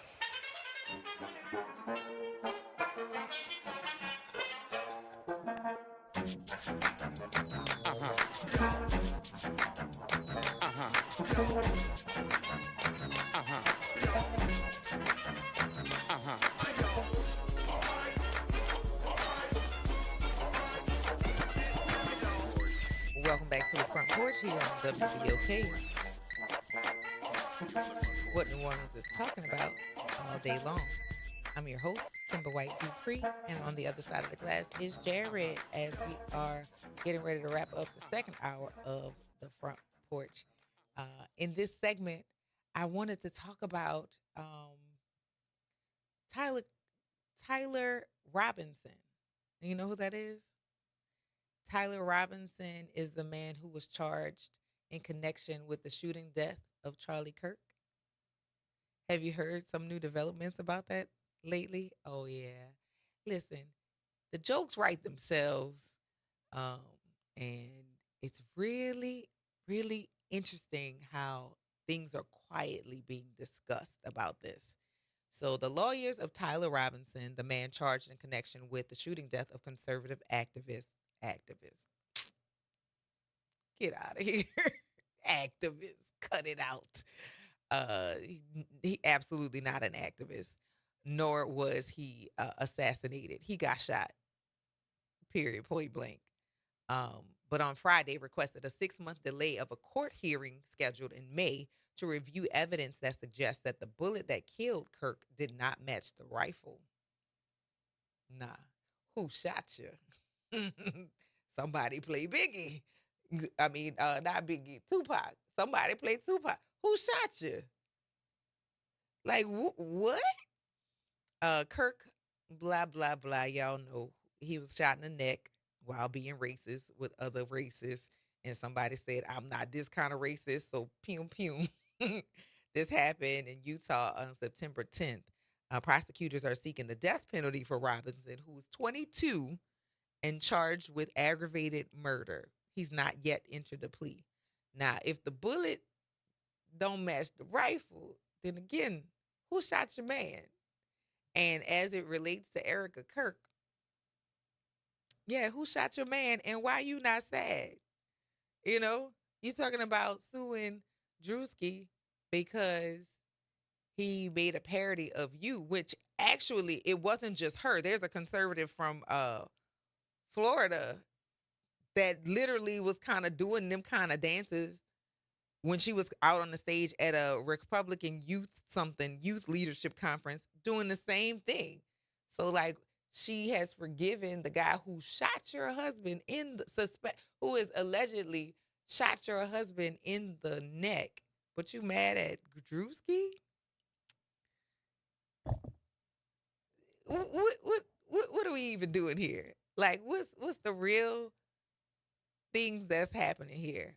And all of this, including the fact that we're at war right now, is because the people don't want to tell what's in the Epstein files.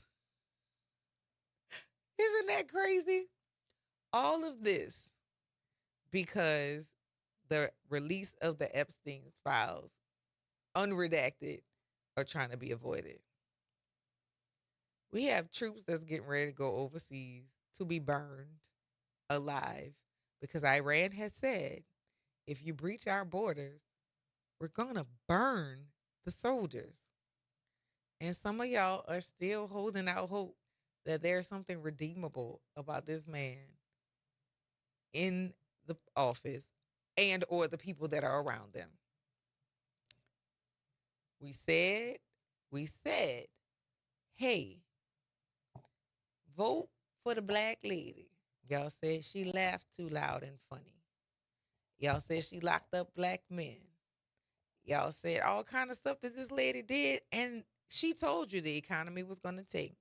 She told you that grocery prices were going to increase, and yet you still voted for this weirdo. Like, what's wrong with y'all? And I'm talking to those of you who couldn't be bothered to vote at all.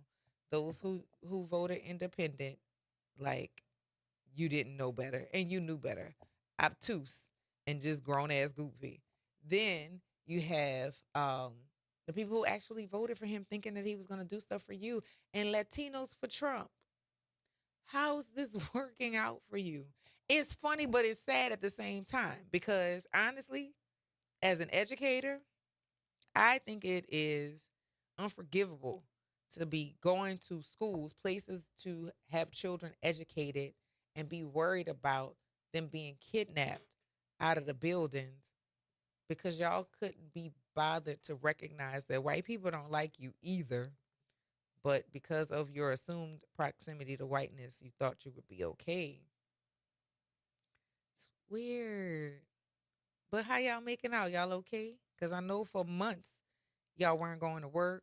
Matter of fact, many of the industries of which you worked in, on farms and restaurants and hotels and all of those different places, they ain't see y'all for about 2-3 months. Y'all all right? Y'all okay? Y'all still standing in line with the Donald Trump? You gonna still vote for Donald Trump? Like, y'all gotta feel some goofy right now. That's like, you ever had a relationship where you know the person that you're courting or dating, they ain't worth nothing, but you like them because they're cute. You still want to go out with them. Like, I'm gonna go along with it anyway. And then they do the things that you know they're gonna do.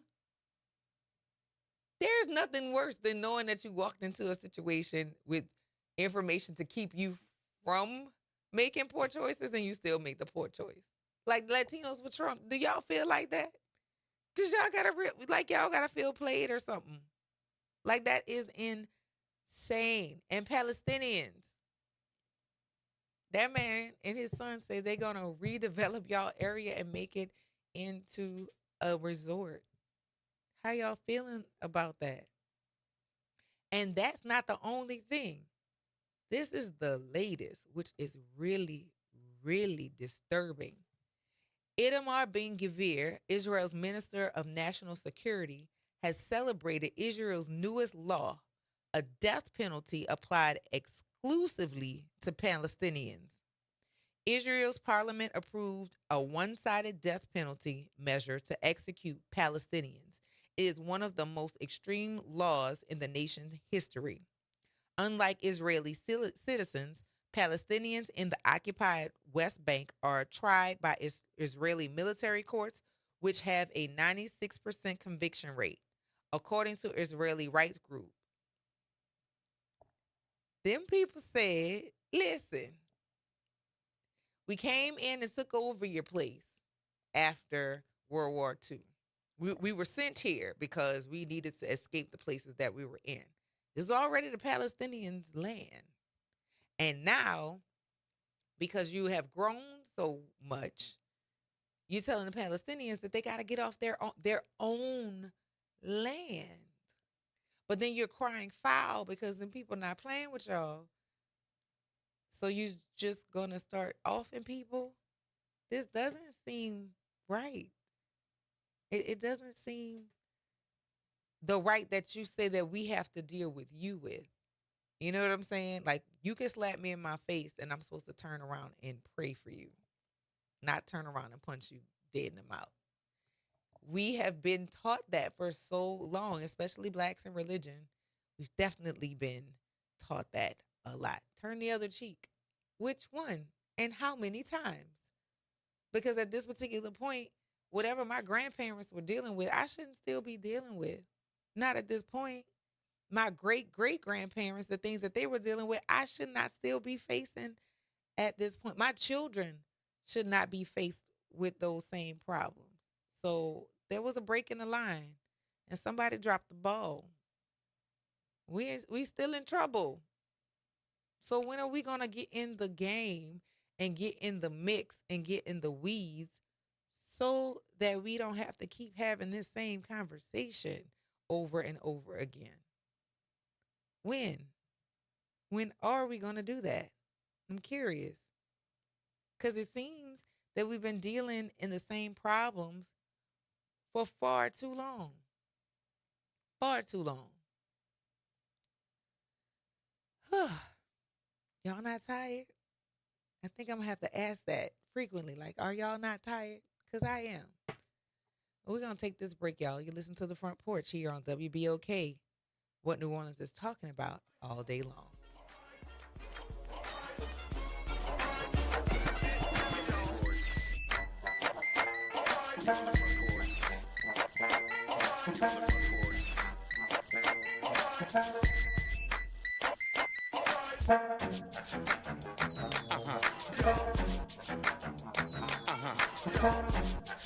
From the campus of Xavier University, WBOK Go and Equity Media Station. I'm Bree Wood with BIN News Now. White House border czar Tom Homan tells CBS's Face the Nation ICE agents will remain at U.S. airports as long as necessary to maintain operations. The president been clear. He wants to secure those airports. ICE is there to help our brothers and sisters in TSA. His comments come as the partial government shutdown enters its record-breaking 6th week with DHS unfunded and senators away from Washington. The D.C. Council could vote today to override Black Mayor Muriel Bowser's veto of the FAR Act. The bill would require police to log federal agents at arrest or use of force scenes, but the mayor says the changes would be difficult to implement right away. And hip-hop mogul Master P will be honored at the Music Will benefit supporting music education in public schools. The May 7th concert in New York will also recognize Grammy winners T-Bone Burnett and Morris. Get BIN News Now on demand 24/7 on the iHeartRadio app. You're on the Front Porch with WBOK 1230 AM.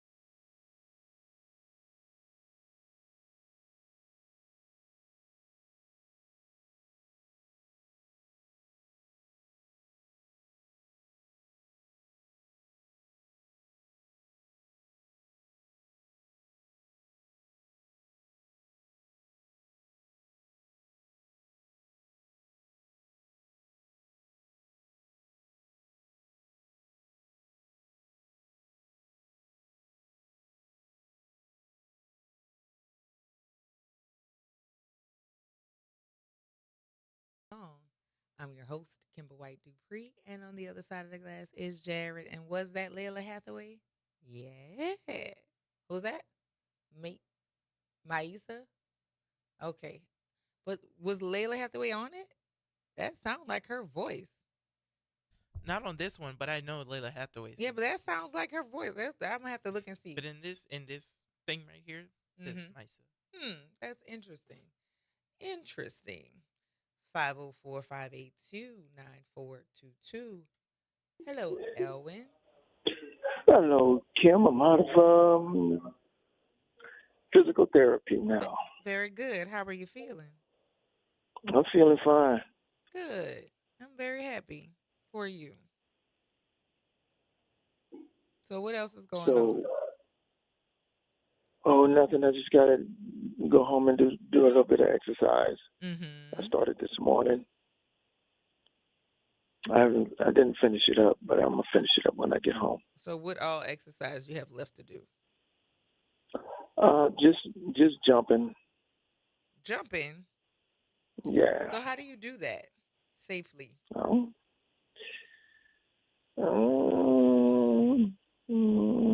You just jump, and I jump about 20 times, and I take a break, and I do 20 times again, and then I'm finished. Okay. I didn't imagine that was something that you could do on your own, but I guess you can. Okay. That's pretty The leg is stronger now. The leg is stronger before I start. The leg is stronger.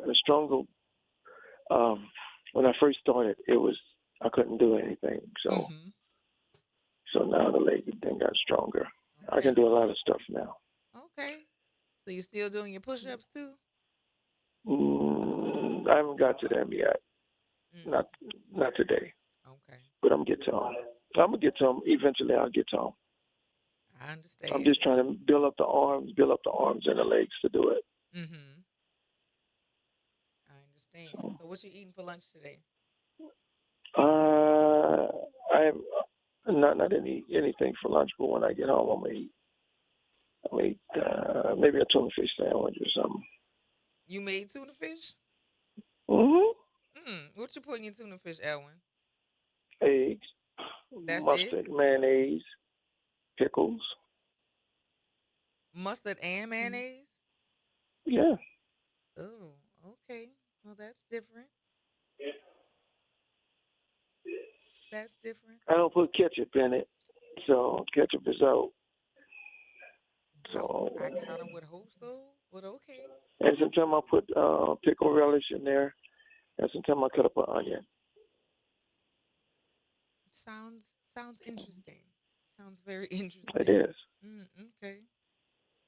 Yeah, your parent said mustard. Yuck. I was thinking the same thing when you said mustard in. He said yuck. Yeah, in the tuna fish. He haven't tried it. Ask him, did he try it? It don't seem like that goes in that part. Maybe it doesn't, but it tastes well. It tastes well. Okay. Well, you gotta eat it. I'm not yucking your yum. If that's what you like, I'm all good with it. Yeah. So what you gonna do for the rest of the day? Probably gonna, like I said, I'm probably gonna do a little bit of exercise and I don't have my stereo yet, so I can't play any music, but I listen to the music on the radio from y'all. So your stereo is not ready yet, but you're gonna listen to us on the radio. It's ready, but I put in some more orders at the mushroom, and okay. Do you have an expected date when you're gonna get your radio back?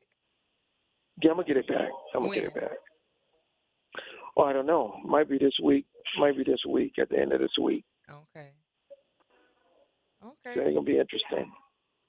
Well, let us know how soon. My neighbor's not gonna like it though. My neighbor's not gonna like it. But why? Are you a rude neighbor? No, he's a rude neighbor. Oh, okay. So he's one of those rude neighbors. He parks his car where I can't get in or get out, and it caused a problem, and we have gotten into it. And I told him a few choice words that I can't say on the radio. Yes, please don't. But so it's that way with me and my neighbor. So you're gonna But the neighbor I had before, you're gonna the annoy neighbor I him. had before him was, huh? I said, so you're gonna annoy him. Right. But the neighbor I had before him, he was a nice neighbor, but he died. Oh. He was really nice because he played music and I did too, and we got along just fine. And then you got But this he was an guy. older, and then I got this kind of neighbor who moved next door to me. So. Okay. Well, it's good talking to you, Elwin. You know, we're getting ready to get the game started, so you got to make sure that you're listening, okay?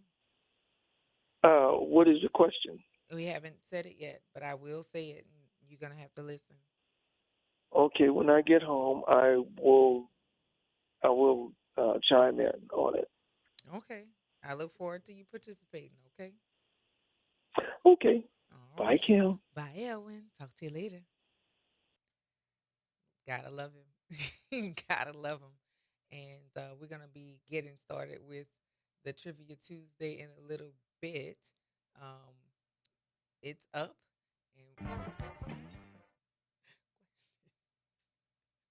I need the information first. I know it's been a very, very, yeah, it's up and I'm ready for it. You know, when you hear the music, it is there we go. Oh, you just didn't press enter. It just popped up just now. Here we go. And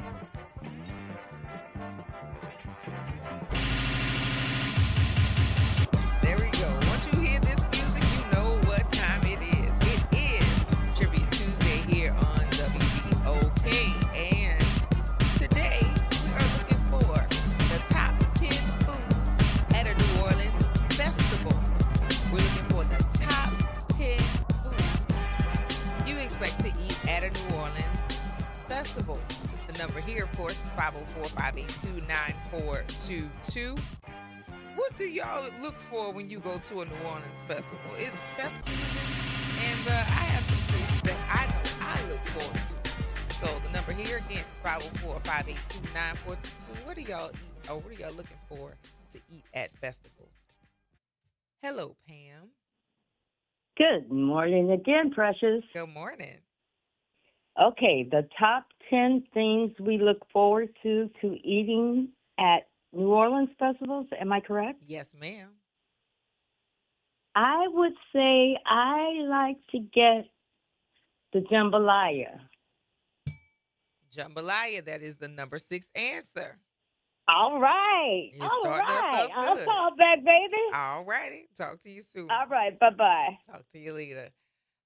Yes, it's festival season. We just had 2 festivals this past weekend. I know what I eat, and it was good to me. I didn't post any of the food I ate this weekend, which is a different thing for me. But yeah, there are certain things that we look forward to at New Orleans festivals. And of course, we're looking for 504-582-9422. Hello, Pam. Hey, baby. Hey. I like to get the crawfish. You like to get the crawfish? Let's Yes, see. The please. crawfish is the number 4 answer. You got it. Yeah. You're on a roll. You're inching your way up to the top of the list, to the top. All right, answer. baby. All righty. Talk All to right. you later. Bye-bye. Bye-bye. Yes, indeed. Crawfish. Jambalaya. We have the number 4 answer and the number 6 answer. Of course, you can put numbers in the comments, but of course, it doesn't count unless you call in. And the number here is 504-582-9422. Hello, Pam. Hey. Hey. I'm back. Yeah. You know what else I like to get? What's that? Some good old red beans and rice. Red beans and rice. Do we have red beans and rice? It's an honorable mention. It Honorable didn't make the mention. top 10, but yes, that is one of the things that we some people eat at festivals. I don't tend to eat red beans and rice Uh-huh. at festivals. It tends to be a little too heavy. Okay, baby. All right, talk to you All later. right. Bye Bye-bye. bye. And this is a local list for those of you who have questions. It is a local list that we have put together. Again, we've gotten the number 4 answer, which is crawfish, and we've gotten the number 6 answer, which is jambalaya. The rest of them are available for you to call in and take a guess at. And again, the number here is 504-582-9422. The rest of my people must be like really working hard today, because Pam has got a free and clear way through the lines. Y'all are in here letting Pam get all the answers. It's fine for me, but most of y'all are tapped in during Trivia Tuesday, and it's getting close to Ticket Tuesday, so make sure y'all ready here for the games. Good morning, Nate. Yes. Hi. Good morning. Good morning. How are you today? I'm well, thank you. Would you like to take a guess at the I'd like answer? to say yes. Crawfish sacks. Well, we had crawfish chosen as an answer already, so you can you give us a call back and give us another answer? Okay, but that's a different meal, though. Crawfish sacks? Yes. Did we Made see crawfish famous sacks? on Delaware Street. Do we have crawfish sacks? It did not make the list. All right. I'll talk to you again. All right. Have a good one. Bye-bye. Bye-bye. Let's see. Hello, Pam. Hey, babe. Hey. How about po' boys? Po' boys. That is the number 3 answer. You rolling today. All right, baby. All righty. Talk to you later. All right. Bye-bye. All righty. Bye-bye. Good morning, Editha. Yep, that's me. How are Morning. you this morning? All right, how are you? I'm doing well. So you got a guess for us this morning? Well, Pam just took my guess, but I had a backup. Okay. I know it's not at every festival, but Crawfish Monica. Crawfish Monica. It gets honorable mention. All right. All right. Have a good one. Bye-bye. All right, thanks. Hello, Pam. Hey. Hey. What about some gumbo? Gumbo. That is the number 10 answer. I don't know which gets the bigger reaction, the buzz or the bell. I can't tell. I love them all. Well, there we go. There's the answer to my question. Well, there you got it. The number 10 answer is gumbo. All right, baby. All righty. Talk to you later. Bye-bye. Yes, indeed. We are looking for, on this Trivia Tuesday, the top 10 foods at New Orleans food. Not at the food festival, just the top 10 foods that you eat or that you're looking for at food festivals. There you go. Again, the number here is 504-582-9422. Hey, Pam. Hey, I'm going to try again. Okay. What about some fried chicken? Fried chicken. That is the number 9 answer. So far, Pam, you've gotten a number 3 answer. You've gotten, was it you who had number 4, the crawfish as the number 4? Was that Pam? Was that you? Yes.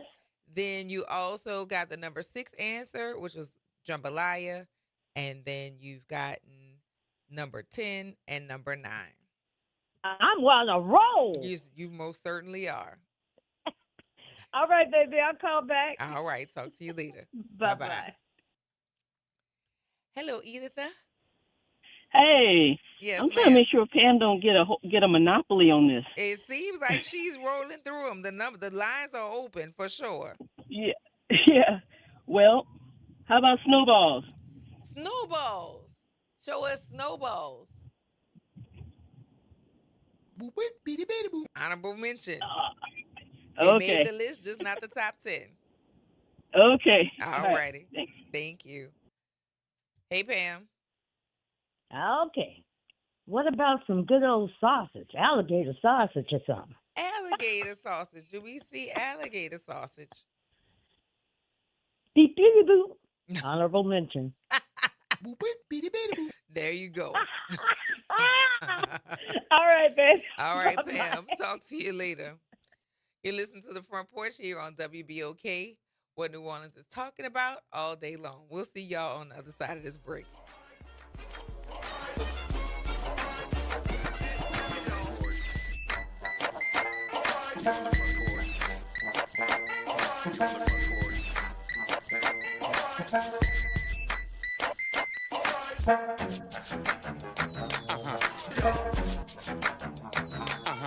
Good morning. I'm Daryl Forges with WDSU News, and here's your headlines. New Orleans police are searching for the person responsible for shooting and killing a man in New Orleans East. Meanwhile, New Orleans police search for the person responsible for that issue, and the NOPD says this happened yesterday afternoon on Chase Street off of Benson. Police say they found the man lying on the ground, dead from a gunshot wound. We continue to follow that breaking news as well, and another shooting in the French Quarter was a big issue as well that left one man injured. It happened just before 11 o'clock last night near the corner of Iberville and Royal. Police say when officers got to the scene, they found a man suffering from a gunshot wound. Police say EMS took him to the hospital for treatment. No word on the victim's condition or a motive for the shooting. The Sewage and Water Board's board rating is now taking a hit. S&P Global Ratings lowered its rating on the board from an A- to a triple B+. The group says the new rating reflects the water system's limited rate-setting flexibility and reliance on external funding sources. Mayor Moreno says she will seek reforms after several water main breaks this year and budget challenges. And Mayor Moreno says the city is aiming to have 1,500 potholes filled each week. We saw that work in action yesterday with potholes already being filled in Gertown. Mayor Moreno says she plans to sign an executive order soon to speed up the hiring of 50 in-house employees to save the city money. Public Works Director Steve Nelson says while the pothole repairs will be done quickly, they are not a long-term fix. I'm Daryl Forges, and that's your headlines for WBOK. This is the Bloomberg Black Business Beat, brought to you by FidelityInvestments.com. Now that we're in the second year of President Donald Trump's second term, our team of analysts at Bloomberg Intelligence is taking stock of how some of the administration's pushback against DEI is changing the business landscape. I spoke with Bloomberg Intelligence senior ESG analyst Rob Duboff, who says the biggest impact is how companies talk about diversity. Mentions of diversity are down about 69%. That's on earnings calls or corporate filings. Duboff says that while some companies are eliminating DEI mentions altogether, other companies are taking a different approach. They're just not talking about it at all or talking about it much less. Or the way they kind of recast diversity instead of maybe focusing on gender or ethnicity-based diversity. They talk about diversity of experience and diversity of background. Regardless of approach, the shift is stark from just a few years ago. I'm Bloomberg's Justin Milliner on the Black Business Beat. David was in big trouble with the IRS. At first, I didn't owe that much, but after this year, it was out of control. Then David called Get a Tax Lawyer. Right away, they were like, oh yeah, looks like you're qualified to save. Get a Tax Lawyer went to work. Should have called way sooner. Get a Tax Lawyer has helped thousands like David fight the IRS and get a fresh start. Call 800-745-3070. That's 800-745-3070. Pros, just because something on the job runs out doesn't mean you have to. Order it on the Lowe's app.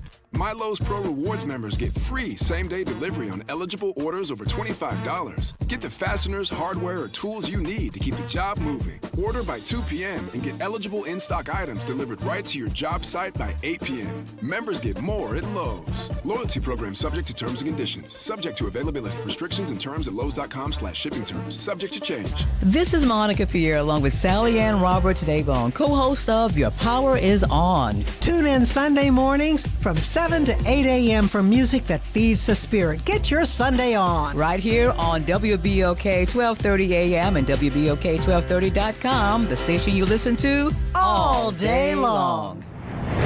Making a difference in the community. WBOK 1230 a.m. You're on the front porch with WBOK 1230 AM.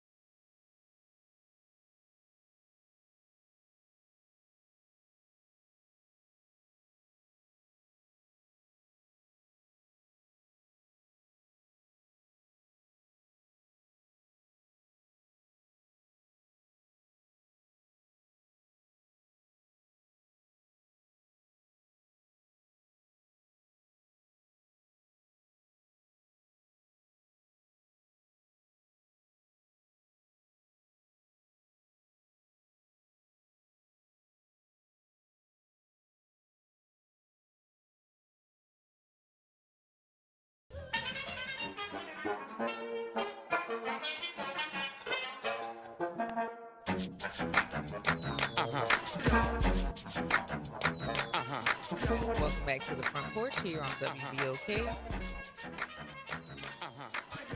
What New Orleans is talking about all day long. I'm your host, Kimber White Dupree, and on the other side of the glass is Jared, and we're jumping back into the lines. Hello, Pam. Hey, I'm back. Uh-huh. All right. I have two, but I know I can only say one. All righty. I'm going to go with the beignets. Beignets. Do we have beignets? Honorable mention. Another honorable mention. Yes. There you go. Okay. All right. Talk to you later. Bye-bye. All right. So now for those of you who are unsure of what has been said on the list already, I'm going to go ahead and give it to you. Number 1 is still out. And that is very odd to me. Number 2 is still out. Again, very odd to me. Number 3 was Po' Boys. Number 4 was crawfish. Number 5, still out. Number 6, jambalaya. Number 7, still out. Very odd. I had it Saturday. Number 8, still out. Number 9, fried chicken. And number 10, gumbo. We're looking for the top 10 foods you eat at a New Orleans festival. 504-582-9422. Hello, Pam. Hey. Hey. What about nachos? Nachos. Yes. Honorable mention. So yesterday I went to the snowball stand on Broad, and somebody got nachos, but I smelled the cheese, and the cheese didn't smell like a good idea. Not that it wasn't fresh or anything. It was just like, probably shouldn't eat this, especially if I got a long trip. Right. And you don't really deal well with dairy too much. Not at all. Yeah. Not at all. All right, baby. I'm going to keep thinking. I'm going to try to come up with another one. Okay. All right. Bye-bye. Bye-bye. Yeah. This lady, she had cheese and she had peppers. I think it was on French fries or something. And it smelled delicious, but it smelled like a bad idea. Like I was going to be having some problems after that. So I didn't eat it, but yeah, I thought about it. And I was like, yeah, I probably just shouldn't make that choice at all. But good morning, Nikki. Hey, how y'all doing? I see some of your answers, and of course, if you put them in the chat and you don't call in with them, they do not count. And yes, Nikki, Pam often will make her own sound effects. Again, you gotta call in if you have an answer at New Orleans festivals. And what's interesting is number 1 and number 2 should definitely have been at the top of the calls. And the fact that the snowballs was a good guess. But this one is legend. And people have not called to say this one, which is very interesting. A very legendary answer. It is, indeed. So that's pretty odd. Because if it wasn't at a festival, especially a big festival, we all be walking around pouting. Like, angry. Even if you had no inkling to go and get one, you'd be mad because you didn't see it there. So that's interesting. 504-582-9422 is the number. And yeah, how y'all got that? How y'all missed out on that? I'm curious. The number here, I've given it to you. And here, one of my favorite people. Hello, Josh. What's up? What's going on? What's happening? Wow. What's popping? I don't even know what the question is. Josh, you been working. Y'all didn't pay your Facebook bill. So you're not on Facebook. Somebody let the Facebook bill go unpaid.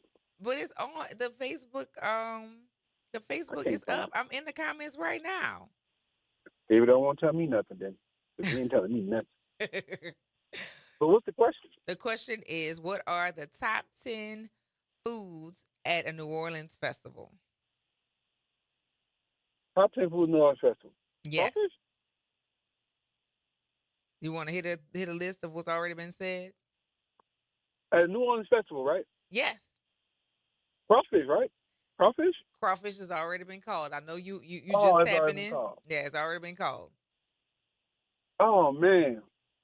I mean, of course, crawfish. I can honestly say I haven't been to a festival in New Orleans besides the Jazz Fest. we don't want to bring up those memories, do we? Not at all. Well, think about it and call us back, because I definitely don't want to go back down that road ever no more. Hey, okay. And also, Tisha Campbell, go to hell. She talking about how she's not going to talk bad about Martin. She's going to protect that man to the day she died. Whatever. You're ruining out one of the best TV sitcoms ever in our life. I have questions about that whole thing and how it went down, because now for everything to be cool, I I have a curiosity of if it was due to Dwayne why she was saying that. I think she wanted to get out that contract. You think that's all it was to it? Because it just for her to be this forgiving at this point, it just. No, she want to. She know that's the best thing people know you from. So wherever you did last, you're gonna protect that. Wherever you did best last, you're gonna protect that with your life. Yeah, I don't know. I really feel a way about how she's so passive about it now, and something in me makes me feel as if it was something having to do with that relationship with Dwayne while she did that. She ruined our childhood for a bisexual man. Yikes! So I'll find out what I'll call back when I think about this festival. All right, sounds good. Talk to you later. I have no comment. Good morning, Shelva. Yeah, how you doing? I'm well. How are you? All right. I'm riding and listening, and it's my first time calling in. Well, here's your bell for a first-time caller. Yes, ma'am. Daiquiri. I mean, this is New Orleans. Daiquiri. Did Daiquiri make the list? Honorable mention. Wow. Honorable mention. All right. And the ones that y'all are missing are ones I'm telling you, you'll be angry if you don't see it at a festival. But listen to some more answers and then give us a call back.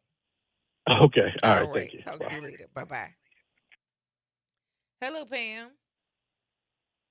Okay, I have two and I can only give one. I'm going to go with barbecue shrimp. Barbecue shrimp. I don't know that I've had barbecue shrimp at a festival. I have, and it was really good. Okay, I don't recall seeing.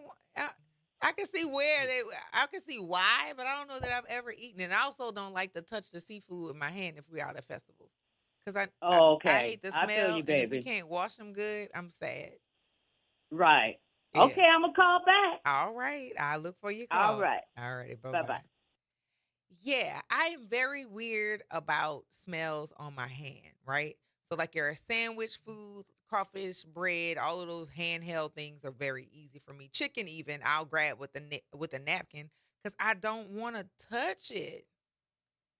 Like, I don't want to touch it, and then you really can't wash your hands good when you're at festivals because either they're portable restrooms, which they sometimes have the portable faucets and stuff, but it's not warm water, so we're sloughing it off, but like we're not disinfecting our hands, so it annoys me. Then hand sanitizer is one thing, but again, it's not the same. So I don't want my dirty hands to touch my food that's gonna go in my mouth, and I don't want to be left with the remnants of whatever I've touched to eat. I know that is crazy, but I really have issues with that. Yeah, so I don't know if I sound insane to somebody right now. Like, just go ahead and eat it. I can't. I can't. I will without touching it. Yeah, I don't want to do that. And if it's something that I have to touch and it's too much to navigate, like using a napkin to pick it up, I'm not gonna eat it. Like, I'm just not.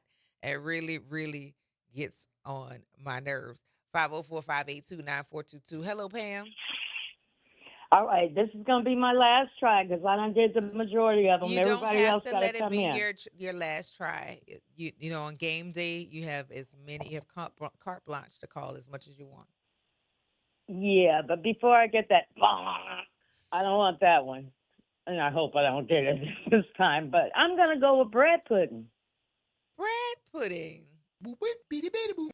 Got the honorable mention. I won today. I'm good. I'm not calling back. Y'all handle y'all business. And don't put us on the yellow truck. You're welcome to do so. Don't limit yourself. All right, baby. All righty. Talk to you later. Bye-bye. All right, bye-bye. What up, Josh? Pam said, don't put us on the yellow truck. She said, everybody pull your weight. I've been hustling. She has been. The fact that she called it a truck, not a bus, is hilarious. She said, don't put us on the yellow truck. Yeah. I take that.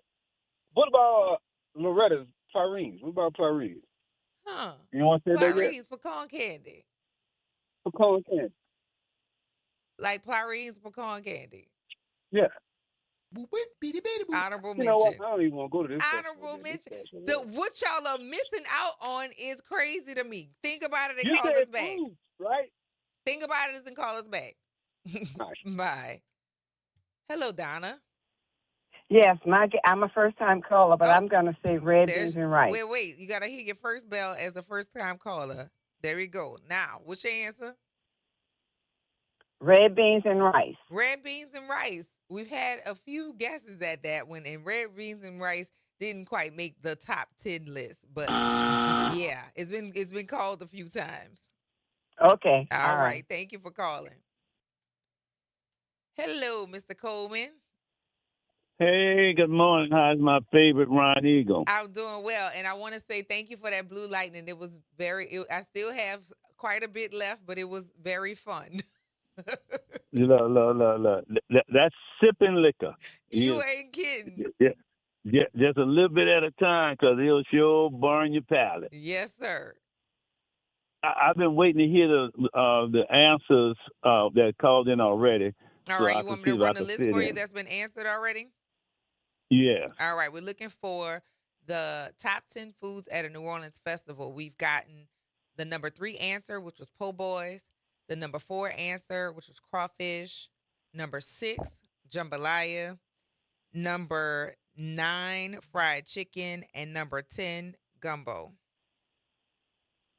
Okay, how about just fried fish? Fried fish. Honorable mention. Okay. All Look, right.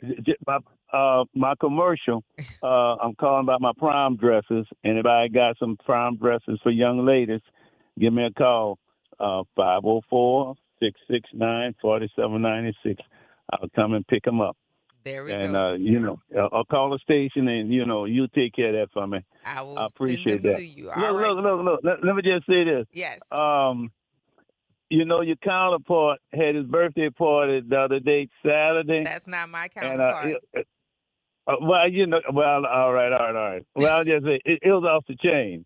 It was talking about Steven Gerrard. Yeah. Okay. Yeah, for those morning listeners, Okay, then, thank you. All right, thank you. All right. Later. 504-582-9422. Hello, Editha. Hi. Hi, how are you? All right. How are y'all? Doing well. You got a guess for us? Yep. Daiquiris.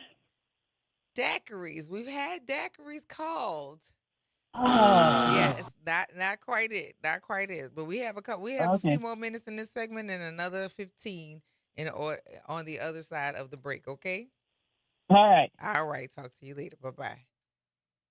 Is this Marcia? Good morning, Marcia. Good morning. I say nachos and cheese. Nachos and cheese. That has been one that's been called, but no, it did not show up in the top 10 list. Okay. All righty. Okay. Talk to you later. All right. Bye-bye. Bye. Y'all are really making me question some things. There are 2 things in particular that I have seen quite a few of the listeners make a beeline to these places to get these particular items. 504-582-9422. Good morning, Mr. Larry. All right. You ready for the number 1 answer? Yes. Okay. I don't care too much for it, but my wife loves it. And she's always in that line that you see when she goes. Uh-huh. You ready? Yes. Funnel cake. Funnel cake. Funnel cake did not make the top 10. It did make the list, but not the top 10, Mr. Larry. Oh, all right. All right. Good talking to you. Have a good one. All Bye-bye. right. Bye-bye. Hello, Shelva. Hey, let me try one more. For sure. Let's go with oysters. I like the char grill. Oysters, that is the number 5 answer. You are absolutely correct. I was wondering when somebody was going to call and say it, and it had to be you. There you go. All right. All Thank righty. you, have now. a good one. You too. Bye-bye. Bye-bye. Yeah. Especially Josh and Mark. I thought for sure y'all were gonna say oysters, as much as y'all been talking about the fact that Jared, Nyron, or myself have had raw oysters before. I thought for sure y'all were gonna bring that one up. 504-582-9422. Hello, Pam. All right. What about soft shell crabs? Soft shell crabs. Beep, beep, beep, boop. There you go. There you have it. Okay. All right. All right, Talk baby. to you later. Bye. Bye-bye. Yeah, the soft shell crab was a topic. I think it went back and forward on that one. I've never had that one because the idea of eating a fried exoskeleton doesn't quite resonate with me. I know, strange, very odd behaviors. But thank you, Nikki, for letting me know that it's not crazy that I don't like the dirty hands and the eating thing. I really, really don't like it. It makes me crazy. Because if I can't wash my hands, then I'm aggravated the rest of the time. I don't want to touch my hair. I don't want to touch other things because I think whatever's on my fingers is going to get on it. And if my fingers are dirty, I don't want to touch food that I'm going to eat. I know. Crazy. 504-582-9422. Hello, Kathy. Hey, how you? I'm doing well. How are you? I'm doing well. Thank you. I'm going to take a guess. Yes, ma'am. Y'all ready for it? Yes, ma'am. Jerk chicken. Jerk chicken. Now, that is something that I had at a festival this Saturday, but it did not make the top 10, but it did make the list, okay? Awesome. Okay, cool. Thank you. All righty. Bye-bye. You listen to the Front Porch here on WBOK. What New Orleans is talking about all day long. We're going to see y'all on the other side of this break, y'all.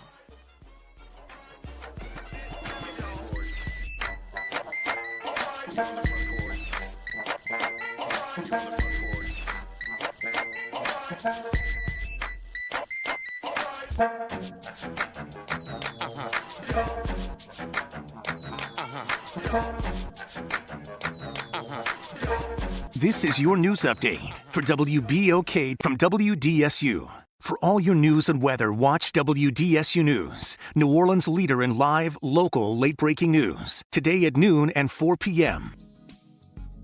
Mostly cloudy to partly cloudy with highs reaching 81 to 82 degrees. Another round of scattered showers and storms expected until the evening. There could be heavy downpours with the possibility of some spots seeing no rain at all. Then tonight we could fall to 65 to 68 degrees. More scattered showers expected for the rest of the week. For the WDSU First Warning Weather Center, I'm Raven Reshaw. Hi, I'm Leo Jackson, host of Sunday Gospel here every Sunday morning, 5 a.m. to 7 p.m. and 12 o'clock till 2 p.m. You don't want to miss this move of God. It happens only on WBOK. You listen to all day long. It's Off the Top with Norman Robinson on WBOK 1230 AM. The excuses have run out. In New Orleans, the failures of the Sewerage and Water Board are no longer occasional. They are, in fact, routine. Another major water line erupts, streets flood, property is damaged, and the response is as predictable as the failure itself. Explanations, deflections, and promises. We have heard it all before. Let's be clear. This is not bad luck. This is not unforeseen. This is what happens when a critical public system is allowed to decay in full view of those responsible for maintaining it. Pipes more than a century old are bursting beneath our streets. A power system built on outdated technology continues to falter. And a governance structure split between city and state has created the perfect environment for one thing above all else: a lack of accountability. Because when everyone is in charge, no one is in charge. We saw the warning signs in 2017 when a summer rainstorm overwhelmed a crippled drainage system. We saw it again during Hurricane Ida when failure of the power system nearly led to catastrophe. We've lived through boil water advisories, cyber attacks, and the looming threat of saltwater intrusion. And now we are watching the ground beneath us literally give way. So the question must be asked, not politely, but directly. Just who the hell is responsible? Is it the leadership of the Sewage and Water Board? Is it the mayor who leads the Utilities Board? Is it the governor and the state of Louisiana, which maintains control over this hybrid agency? Or is it all of the above? Because the people of New Orleans are paying the price in damaged homes, disrupted lives, and rising rates for a system that no longer delivers the most basic of public services: water, drainage, safety. This is not complicated. What is required now is not another study, not another promise, not another press conference with catchy phrases of concern. What is required is action, decisive, coordinated, and immediately. Full transparency, a clear chain of command, and a timeline the public can see and hold accountable. Anything less is simply managing decline. And in a city like New Orleans, where water is both a fact of life and a constant threat, managing decline is just not responsible. It is dangerous. So here is the bottom line. If this system fails again, and it will, no one should be allowed to say they didn't see it coming. The warning signs are no longer beneath our streets. They are erupting through them. And this time, the responsibility will not wash away with the water. So y'all come up with a plan, and damn it, do something with it. This is Norman Robinson off the top. Greetings and salutations. I am Edward B. Coulon Smith, chairman of the board of the New Orleans Regional Black Chamber of Commerce. We'd like to invite you to tune in every Wednesday at 12 noon on WBOK to listen in on Black to Business and be a part of the movement that's going on. Thank you. A careless driver can change your life in an instant. Do you know what to do or who to call? If you've been injured in a motor vehicle accident and do not have an attorney, call Auto Accident Help Desk for a free consultation. We can answer all of your questions and estimate the potential value of your case. Call Auto Accident Help Desk and connect with an expert personal injury attorney. Call 800-269-4524. 800-269-4524. Don't worry how to handle your medical bills, lost wages, and pain. We will get you the money you deserve. They got me way more than the insurance company offered. The consultation is free, and you do not pay any legal fees unless we win or settle your case. Make the smart call. If you've been injured in an auto accident, call Auto Accident Help Desk for a free legal consultation. Call 800-269-4524. 800-269-4524. 800-269-4524. You're on the Front Porch with WBOK 1230 AM.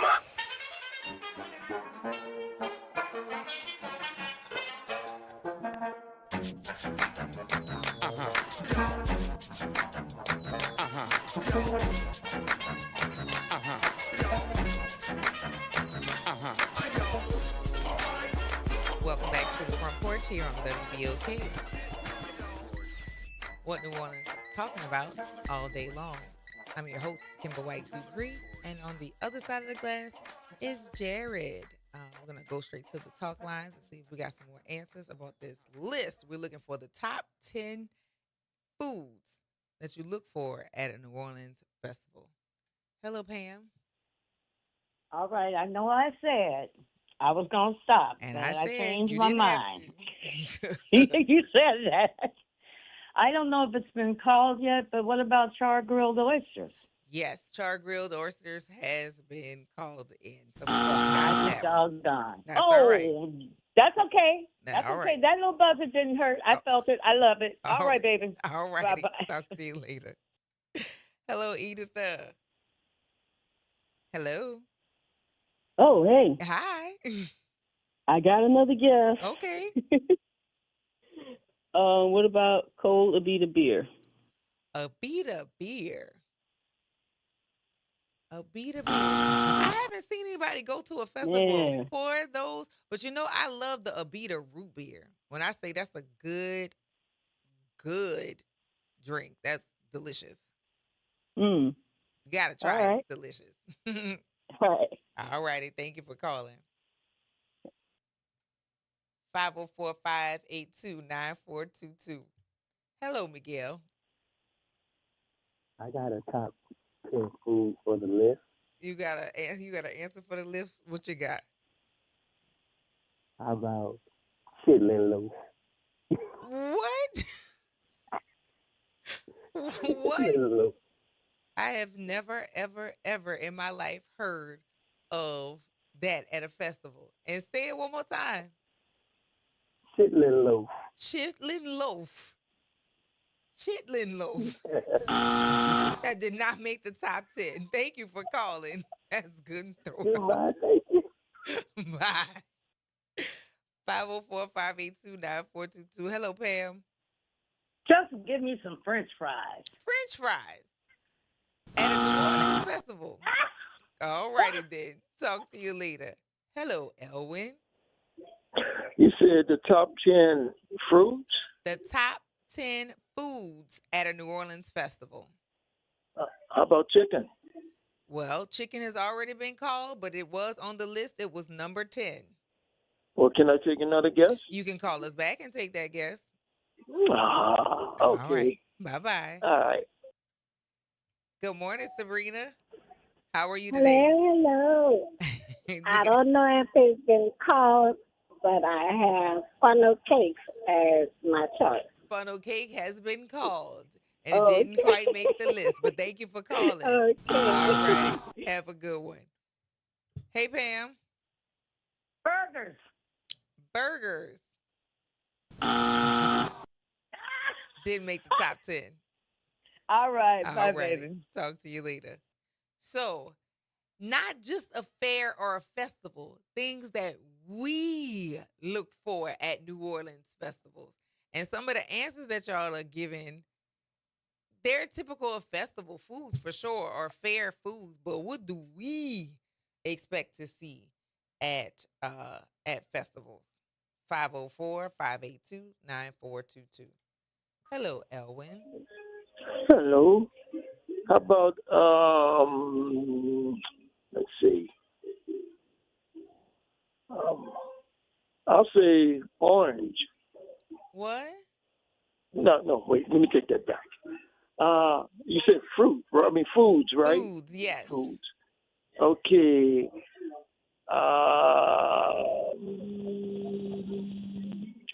How about a hamburger? At a New Orleans festival. Yeah, hamburgers are there, but if hamburgers are not there, there are other stuff there. But call us back. All righty. All right. Bye-bye. Uh-oh. Hey, Pam. Hey, baby, could you name it real quick? I know we're running out of time. What's the name? All right. The top 10 foods at a New Orleans festival. Number 1 is out. Number 2 is out. Number 3, po' boys. Number 4, crawfish. Number 5, oysters. Number 6, jambalaya. Number 7 is still out. Number 8 is still out. Number 9 is fried chicken. And number 10, gumbo. Did anybody say, my ears get bad? What about bread pudding? Bread pudding has been called, and it did not make the top 10. Okay. There you go. Okay. All Bye. right, Pam. Good morning, Editha. How are you? Hey, all right. Trying to get on that list. All righty. What about mango freeze? Finally, somebody said mango freeze. I was like, we look for this at all of the New Orleans festivals. Yes, that is the number 2 answer. All right. All righty. Now, here we go. The list. Top 10 foods that we look for at a New Orleans festival. Number 1, boudin. Number 2, mango freeze. I was going to have really a heart attack if y'all didn't get that one together. Number 4, po' boys. Number 5, crawfish. No, I'm sorry. Number 4, crawfish. Number 5, oysters. Number 6, jambalaya. Number 7, yakame. I just had me some at the festival in Congo Square Saturday. Number 8, muffaladas. Number 9, fried chicken. And number 10, gumbo. So 8 out of 10. I don't think it's enough for us to start the yellow bus, but yeah, start paying attention to other stuff that y'all are eating around here. Because that mango freeze was killing me. We look for that every festival. Well, y'all, that's my time here on the front porch. Thank you for giving us 3 hours of your lives that you will never, never get back. And always remember to practice random acts of kindness and do something nice for somebody else because it's a nice thing to do. Remember to take care of yourselves and each other. And I'm going to see y'all on the flip. Bye.